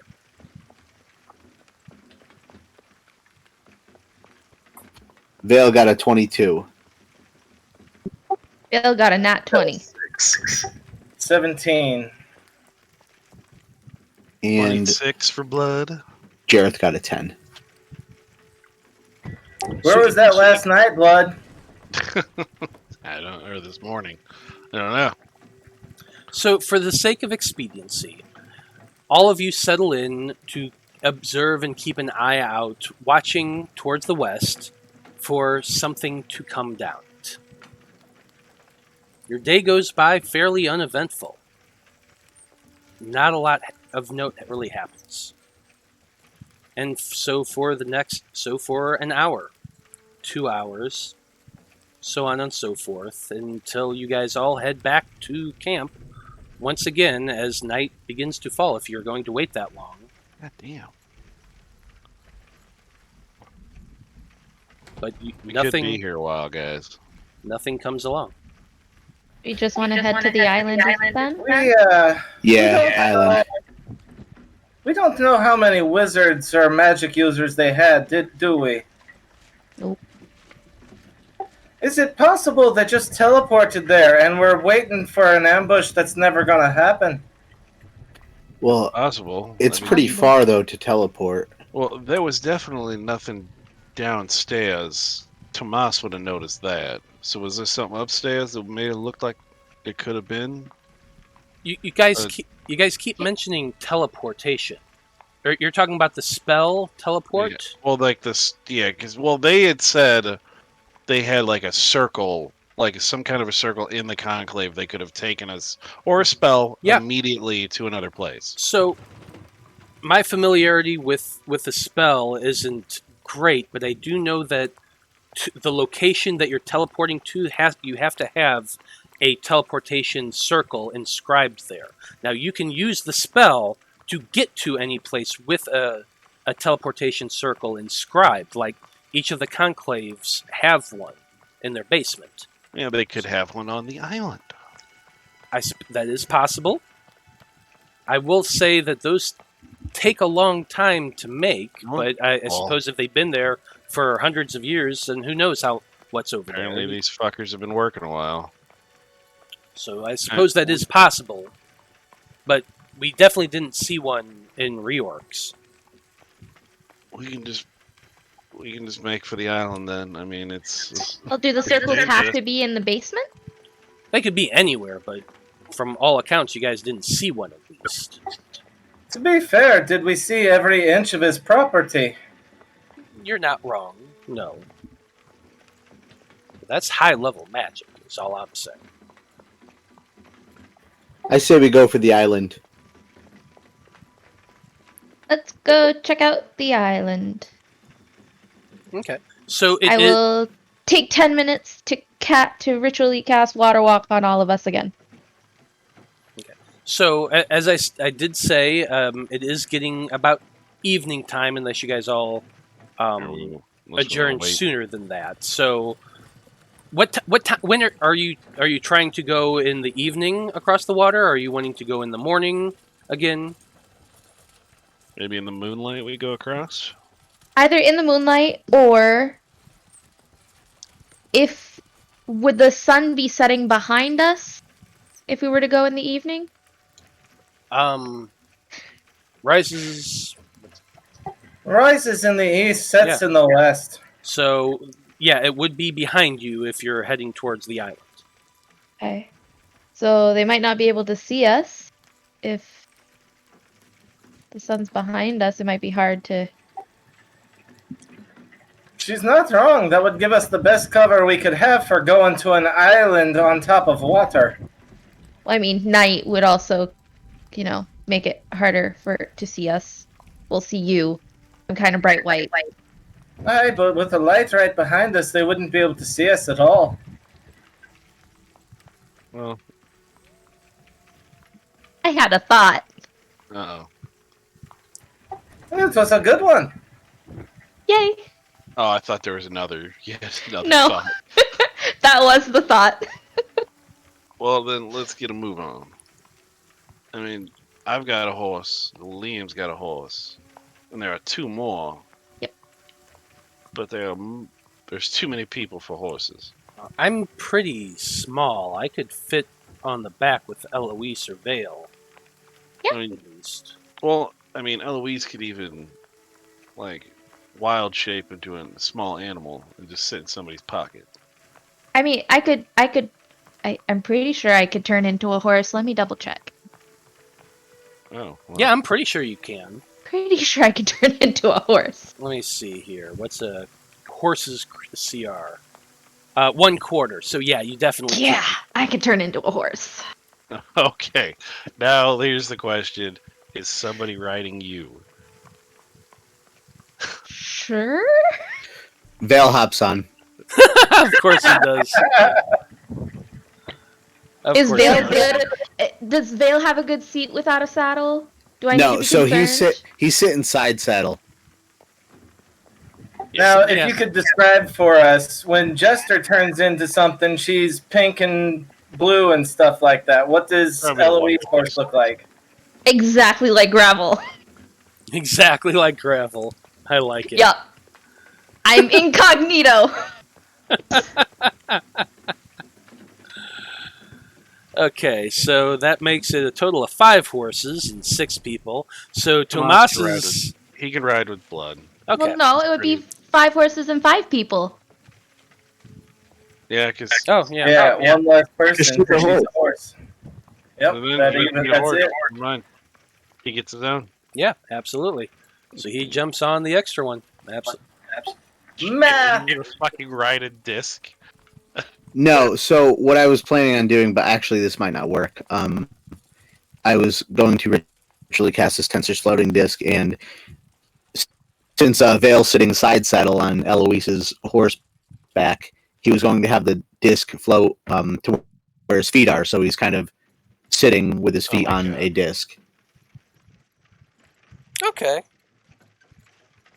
And I mean, it has to remain within 20 feet of you at all times, so it kind of worked. So Yeah, just extra, Make me waste a wild shape. side saddle with a ledge. Absolutely. Oh god, I never really thought about it. I guess you could use Tensor's floating disc. No, So I don't think you could. Tomas could stand on it while I'm walking. Yeah, I don't think it would. and it would levitate. follow me, but it wouldn't make me float on my own because it would follow me. Yeah, so that really wouldn't work. But this flavor, it's flavor enough that it works. I don't care. Absolutely. So you guys are heading out there in the evening. As you do so, Tomas is going to cast Dark Vision on himself so he can see. So I'm going to go ahead and mark that off of his character sheet as well. That's concentration, isn't it? Yes, it is. I was gonna say he could cast pass out a trace, but he's got to do that. So Yeah, he's going to have to hold on to this. I mean, could I have cast Pass Without a that's Trace before turning darkness. into a horse? That was darkness. Would then. it still hold? I don't think so. Yeah, it would. Actually, it would. yeah, technically it spells would. you cast before do Oh, wait a minute. Dark Vision is not. Oh, there you go. I clicked Dark Yeah, you Vision. need double sight or true sight to see through darkness. Yeah, no, I wasn't casting that. I was casting Dark Vision. That way he can see in the dark, too. But it is not a concentration spell. It is not. So he Forgot about could. it. But yeah, actually, you could as well use it. Use your staff first to cast Pass Without a Trace, and then maintain that because you're still holding the item. It's just it within you. So yeah, I'd say that would work. So you cast Pass Without a Trace. You form into the horse. Veil jumps onto you and moves his Tensor's disc to so he can sit side saddle in it. Yeah, yeah. Shut up. Apollyon jumps onto his horse. Tomas on his, and with the water walking spell, you guys all head towards the island. Can you guys give me a marching order? Like just somewhere right around here, so I know I can move it around. I have to be in the middle so that we all stay within Pass Without a Trace-ness. Right? Yeah, I like that. Yeah. Because Pass Without a Trace is... Can we ride in formation? Or like a flying V. Yeah, me and Blood in the front, Eloise and Liam in the middle, and Vale and Tomas in the back. Well, I'm on Eloise. Liam's on Eloise. Yeah. Oh, Yes. right. So yeah, he'd be in the middle. Yeah. But... I'll have Jareth fly ahead to make to kind of scout to give us any warning if something does come up to surprise us. All right, then how about Blood and the owl in the front, and then me and Liam and Eloise and Vale in the middle, and then Tomas is kind of the back flank. Yeah, just go ahead and arrange your tokens however you want them to be.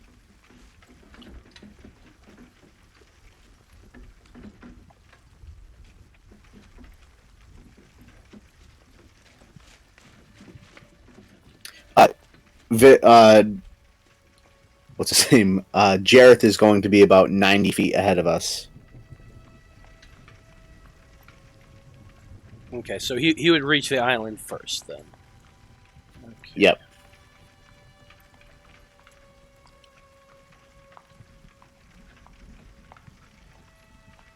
Give me just 1 second here. Yeah, just go ahead and finish arranging your guys how you want it to be, and I'm going to be setting this up, and then we will move forward.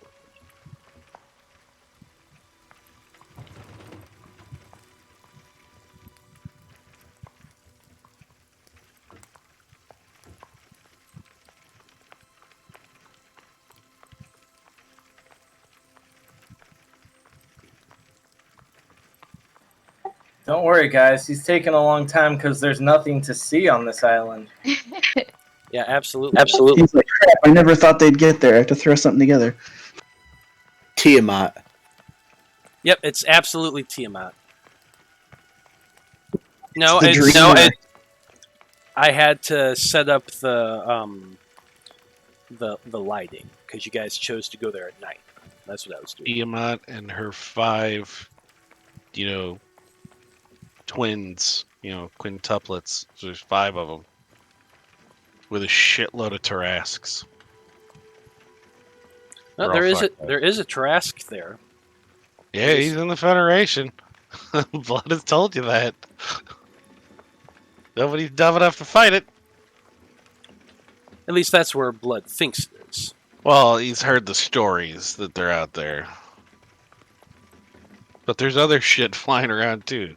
Tarask is not the only big thing in the sky. Wait, Tarrasque fly? Well, no, I'm thinking of the big fucking bird, the rocks. The rock. Oh. Yeah, the ones that are the fucking terrorize their villages and shit like that. But no, the Tarasque, yeah, there's somewhere. I think you said he was in the Federation.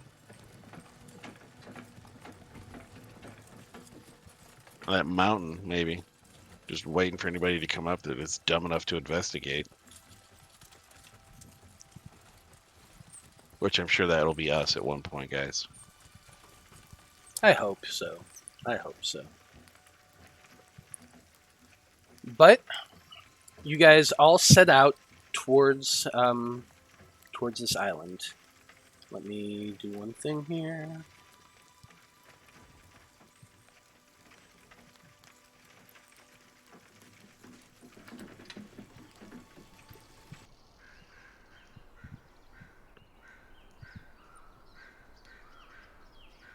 Oh, you changed the music. Yeah, just changing the music, changing the ambiance a little bit, you know.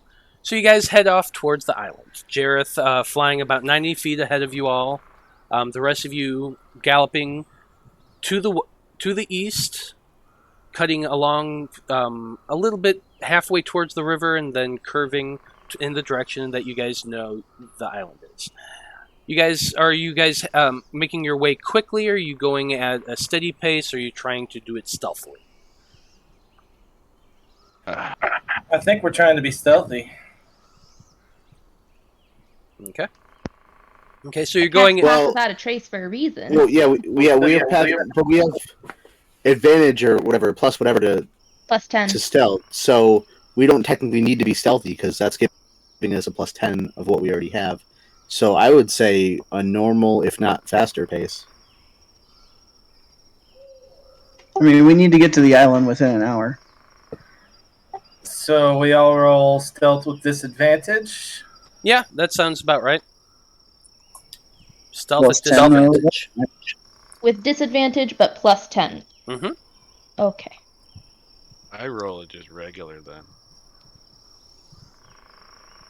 Shut up, Blood. 17. 25. Ooh. 21. 12. Tomas needs to as well. Ooh, look at that shit. 25. So then do we meet somewhere in the middle, Veil? Because you are riding me. So Yeah, I which think, one of us needs to be stealthy? I think it's a more of a group thing. Like Okay. the majority of the group needs to pass. I think. So this is how I'm going to describe this. Your numbers are all relatively decent. Eloise isn't, and if it weren't for the fact that Pass Without a Trace and nullifies all sound, she probably would be a lot louder than she actually is. But she's not. I've never walked on water as a horse before, okay? And it is kind of weird. It is definitely kind of weird the way Veil is perched on you. And it feels awkward, and that's why you're kind of being awkward about it. Yeah, I'm definitely going to say to the other horses, like, wow, guys, holy shit, I'm so sorry, this is weird. I'm sorry that I'm putting you through this. Like, this is weird. And you can see the horses bug-eyeing as well. They're not thrilled about running across the lake at night, because they don't have dark vision. They're trusting in you guys. But most of you do have some very good rolls, and you do manage to cross the island towards the island with no sound whatsoever, and keeping quite well to the shadows. Blood from a Stone freaking just melds into the shadow with his black horse and black cloak. He's everything black. He's basically My Chemical Romance's furry version. Okay. That's what he is, but he melds into that darkness, baby. So it works. He pulls it off. And Jareth would be the first to see this. As you get about 35 or so minutes into your trek, he would be the first one to notice that there is light coming off of the island. It is a soft glow. It's at first he would kind of question it, but he would see it absolutely and relay it to you that he can see some light in the center of that island. And I would, in turn, relay it to the party quietly.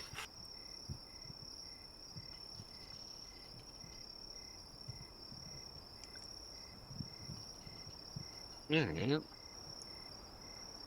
Should we be doing some perception checks for ourselves, or You can if you want to.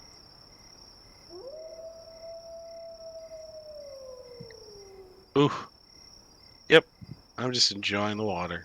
You 11. you are. It's a That was supposed to be a 15. It wasn't supposed to be a disadvantage. My bad. Yeah. When Veil relays this to everybody, Blood's just like, nah, that's just the moon. Liam's looking a little bit better, and yeah, you can see it as well now that it's being pointed out, and you guys are still riding towards it. You haven't stopped yet. So the closer you are getting, eventually, yeah, Veil. Go ahead and call it out. Yeah, I got a 6. Yeah, but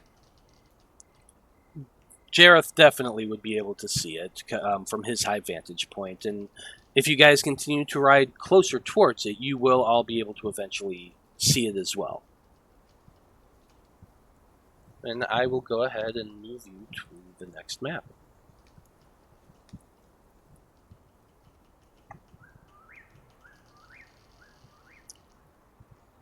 You all start coming short as you can see the edge of the island. I imagine you're probably farther back than where I have you placed, but just for the size of this map, that's where I'm putting you guys right now. You can see from this distance that there are several buildings ahead. They are made of stone, you can tell, and in the center of the island you can see a bit of fire around a central pillar that Jareth can see, at least. You guys at this angle probably not. But you can definitely see the orange glow of the fire.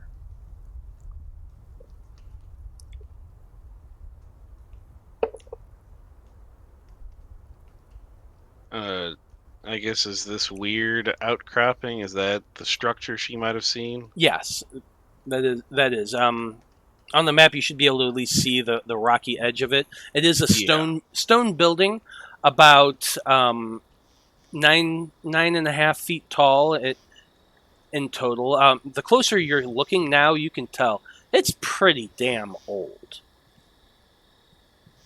The rocks are crumbling in a lot of places. Most of the mortar is gone, and in a few spots, it seems to be breaking inward just a little bit.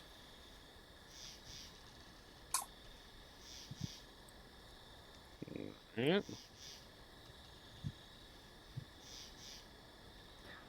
Liam's gonna think to himself, how do we lure them from here to that pit Apollyon dug out?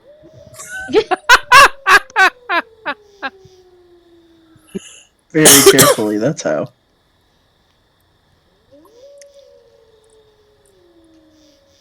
See, I think I had... Well, so how far off the island would you say? I mean, are we probably approaching it by now? Or... I imagine you guys are probably about maybe 50 or so feet out, keeping back to the shadows as much as you can.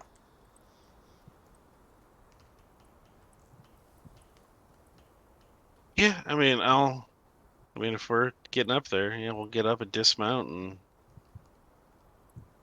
start hiding as best we can as soon as we get there.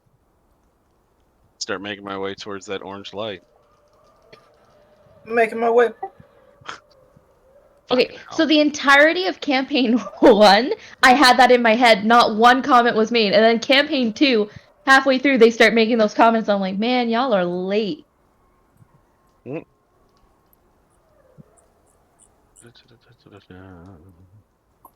At this, so you guys are heading towards the island itself. Yeah, we got only a little bit left of water walking anyway. We gotta get to land.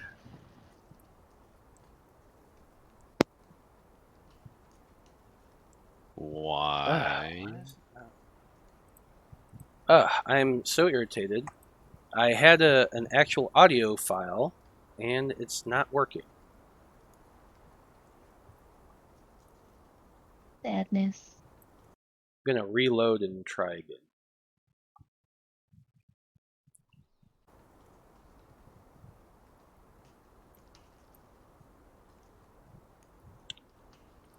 You know, we're about to hear some horrible shit. You always think the worst, Joe. Because you always deliver the worst. Fuck. What are you talking about? This My has been a instincts are joyful romp through the countryside. Yeah. So where's Up the until audio now. file coming from? Or where's the music coming from? I haven't heard anything yet. He's looking for it, he said.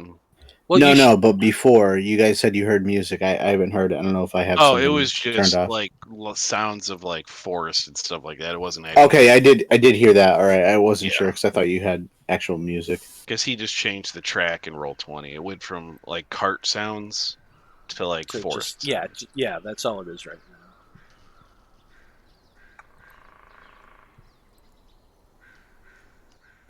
now. When you get a chance, can you give me Jarrett's vision? I don't have it. Yep. Give me 1 second.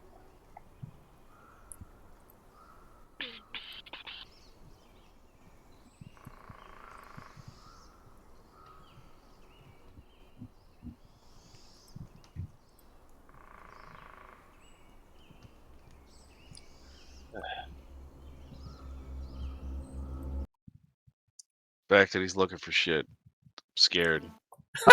Oh, okay. God. No, I'm just having to reload Roll20 again. That's all it is. Demonic chorus. Why is Why it a demonic chorus? Maybe sacrificing people. Well, fuck. If they want to do that, I mean, I'm down. Told you we needed that indie music. Joe, you're such a killjoy. It's fucking creepy. I'm gonna hear this shit in my sleep now. Good. You deserve That's it. what I say to go to sleep. What do you mean? This is your white noise? So, you guys dismount from your horses and begin approaching the island. And as you get closer to it, you can hear a little bit of this ominous chanting that you can now very clearly hear through the audio tracks. I think it's awesome. It is. Still scared. You kind of all back up to this one building that you see here, which, as I just said, about 9.5 feet tall. Give me 1 second here.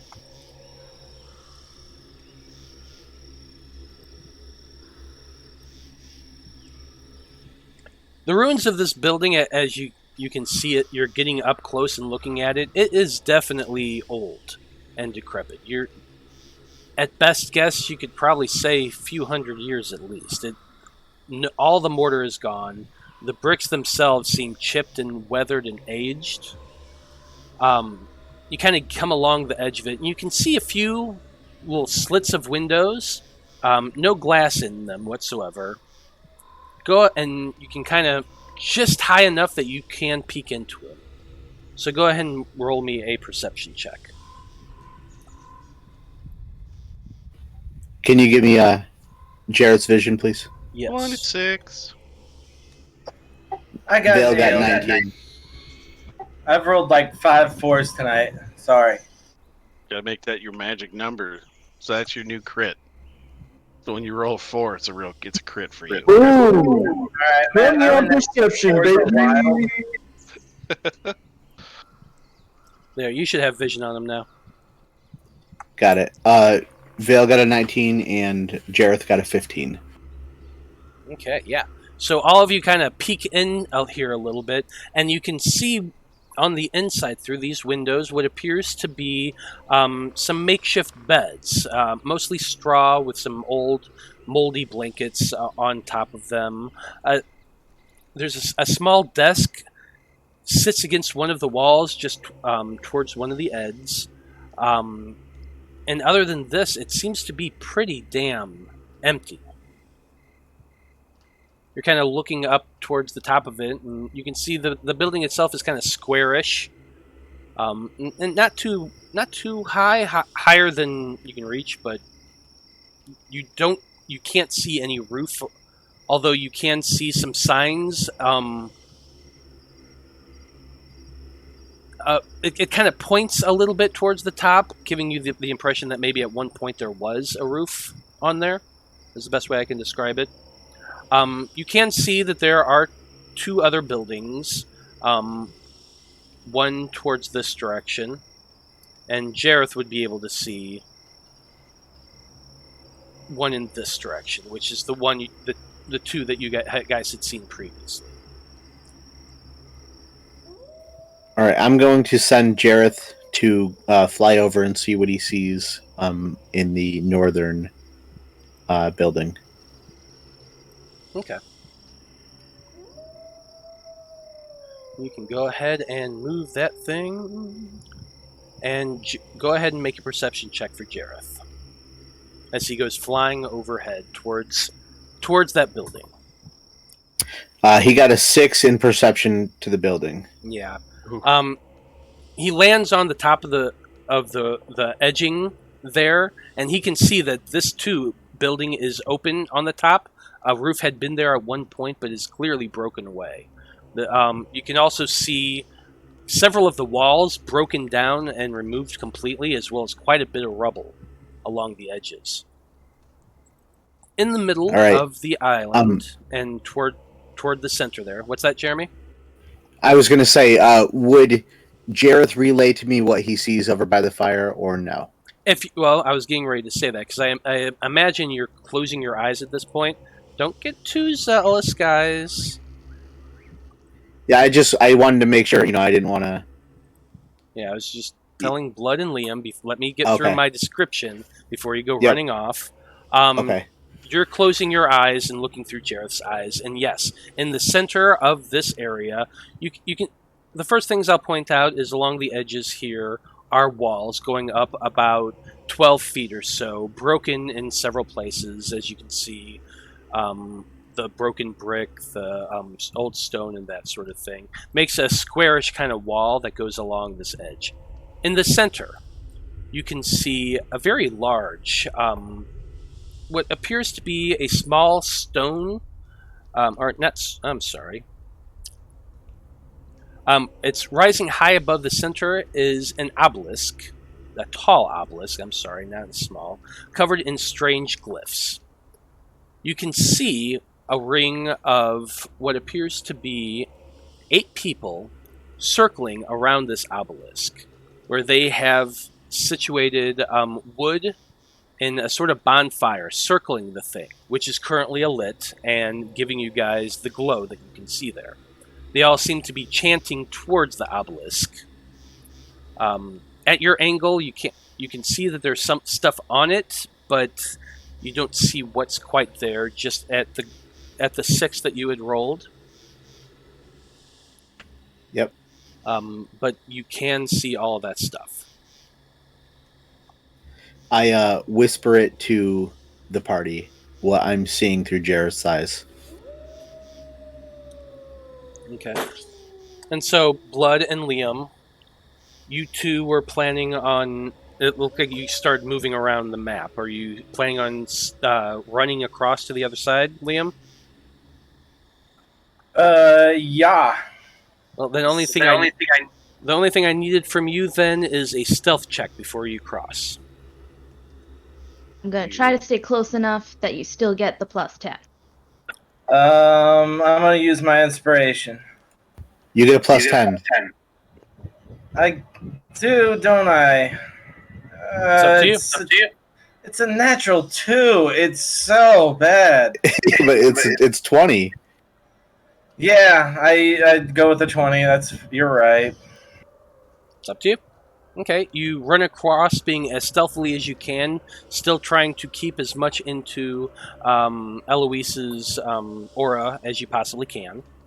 Blood, are you doing that as well, or are you keeping to that? No, he'll just kind of use his little prison mirror trick, and but I guess he'll still have to do like a stealth check just to stick it out to see what he can see. Yeah, you still need to do a stealth check, and also give me perception checks for everybody who's looking out towards them.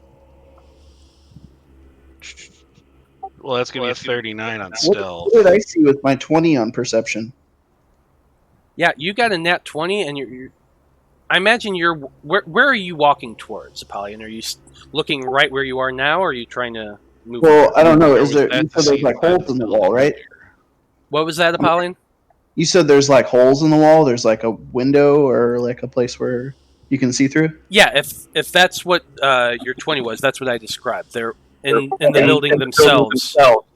And in the building itself, you could see the bedroom. How far beyond the buildings is the fire? from the building is you're basically from where you're standing on the map where your token is positioned. The fire is literally catty cornered to that. Keep going to the northeast, and it's in that angle from you. So the building is right now is blocking you. As well. That's my 15. I had a 39 for stealth and a 15 on my prison mirror check. Yeah, if you went around to the side of Apollyon, you would see the same thing that they're all seeing. Okay. I'm just saying based on where your token is, but Wait, back towards everybody else? You can go the other way, I guess. yeah, you can go either way. It doesn't matter to me. Loop around the other side. Yeah, loop to the other side of the building. Oh, okay. Multiple. Or did I go to the wall? I can't tell. Yeah, you went through a wall, but a lot of this area is kind of broken in, and you can see into it from where you are. I would So I have wanna- followed Apollyon into the building. The corner of this building, I guess, right there. Okay. And you And can just kind of keep my head around. you can kind of see a little bit of the fire and some of the beings around it. They are cloaked individuals, most of them humanoid in size. Like I said, Any of them look special. go ahead. Let's see. You made a stealth, and you got a 15. Apollyon, give me one more perception check. And anyone else trying to get a good look at the people around him, give me one more perception check. Oops, I don't know why I clicked it twice. 4. Liam had an 11. Yeah, Liam had an 11. You had a 15. So what you can see towards that area, some of them are human, or a humanoid anyway. All of them are wearing long robes, long black, gray. Now that you're looking at it, robes. Very, very patchy, very threadbare from the looks of it. From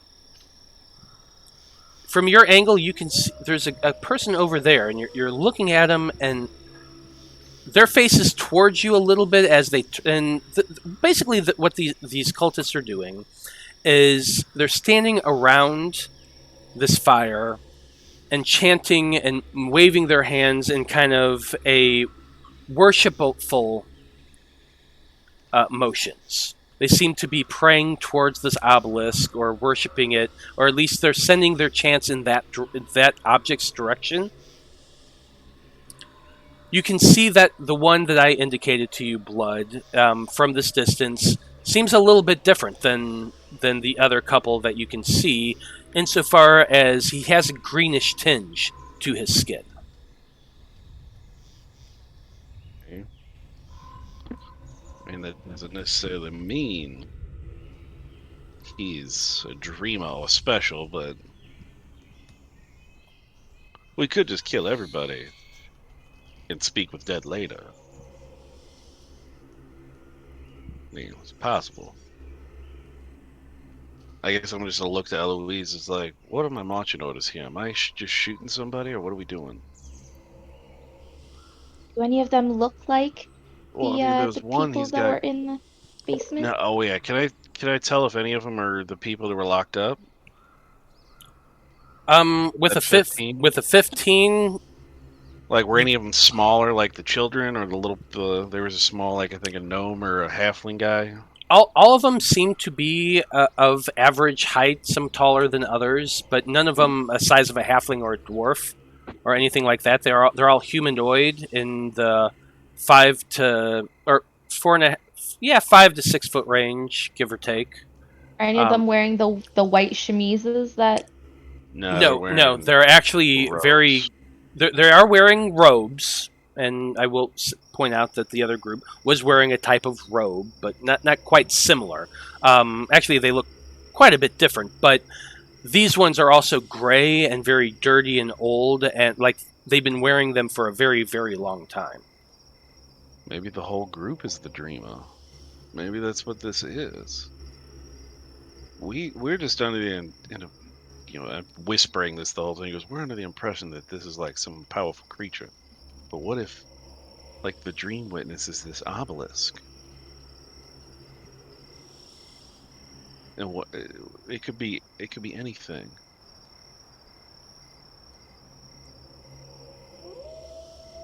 I mean, if we need to start, I mean, if everybody gets into position, we need to start this show off right. I mean, I'm the best one to take the first shot.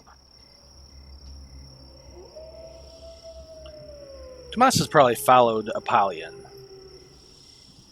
keeping in pace with him. And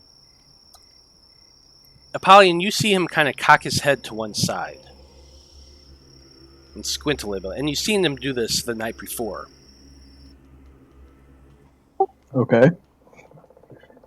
And you hear him reply, "Copy that. Not much I can do at this moment. Be advised on the island. We'll report tomorrow." And then he looks. I whisper to him, "Who are you talking to?" That was one of my people in Ranivika. He's a former Conclave member who's retired and lives out that way. He says Grovagar's army's moving. Small portion of it, not the full, but he's in the lead and heading east. Fuck me, we're east. I mean, if we're ready to hit something, I can throw a sleet storm in there and center it on the obelisk so it hits everyone. You would need to center it way northeast, Yeah, because that's so it doesn't hit us. It's 80 feet. No. But I would say let me shoot somebody first. Oh, But 40-foot radius. Yeah, it is. Okay, well then, But that is a good idea. That is an excellent idea. Ice storm's only 40 feet wide. No, you had the right idea. That's perfect. Okay, but ice storm will do them Would also damage. obscure it. Will do them damage. But we wouldn't be able to see them to kill them. Neither would you with a sleet storm. Yeah. Oh, I thought a sleet storm, it was just the terrain. Well, no, but it doesn't say anything about giving cover. It would just be obscured vision. Remember the dragon? That was sleet storm, wasn't it? Yeah, it was sleet storm. I'm telling you, that's an awesome spell. Yeah, no, it's badass. But I'm just worried about us being able to kill them. You can't see them. Ice storm doesn't say anything about like obscuring vision. It just says go ahead and pop the spell up in chat. Yeah, there you go.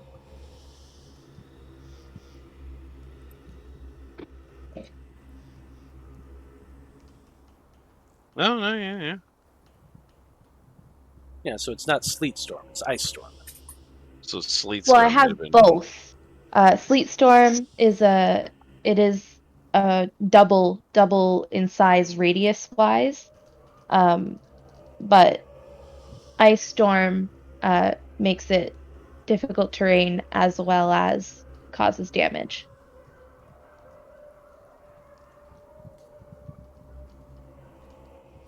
Yeah. As far as sleet storm goes, though, if they fail their dex saves, they fall prone and their speed becomes 0, and they use their action to stand up and fall prone again. Hopefully. Well, I mean, is that what we're wanting to do, or we want to attack? I'm ready for action. Well, if we want to do that, I mean, if everybody's agreed, on your arrow, blood. Do we have a storm of preference? I'd say I vote sleet. They're your spells. It's your choice. Well, if that's what we're gonna do,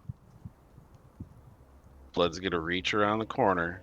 He's gonna eye up the green-skinned one. and he's gonna launch a fucking bolt. Okay. All right. So, Since he's got advantage. As He's soon hitting. as He's soon going as sharpshooter, scorching bowstring. soon as the arrow hits, I'm gonna release Sleet Storm. okay. So you guys, since you guys have been very stealthy this entire time, you do get a sneak attack round. So I'm going to first start off with everybody rolling for initiative in 1 week. Ah, We're going to be picking it up on Damn Monday. it. Son of a fucking bastard. It's 10 o'clock. Yeah. Can I But get my first shot?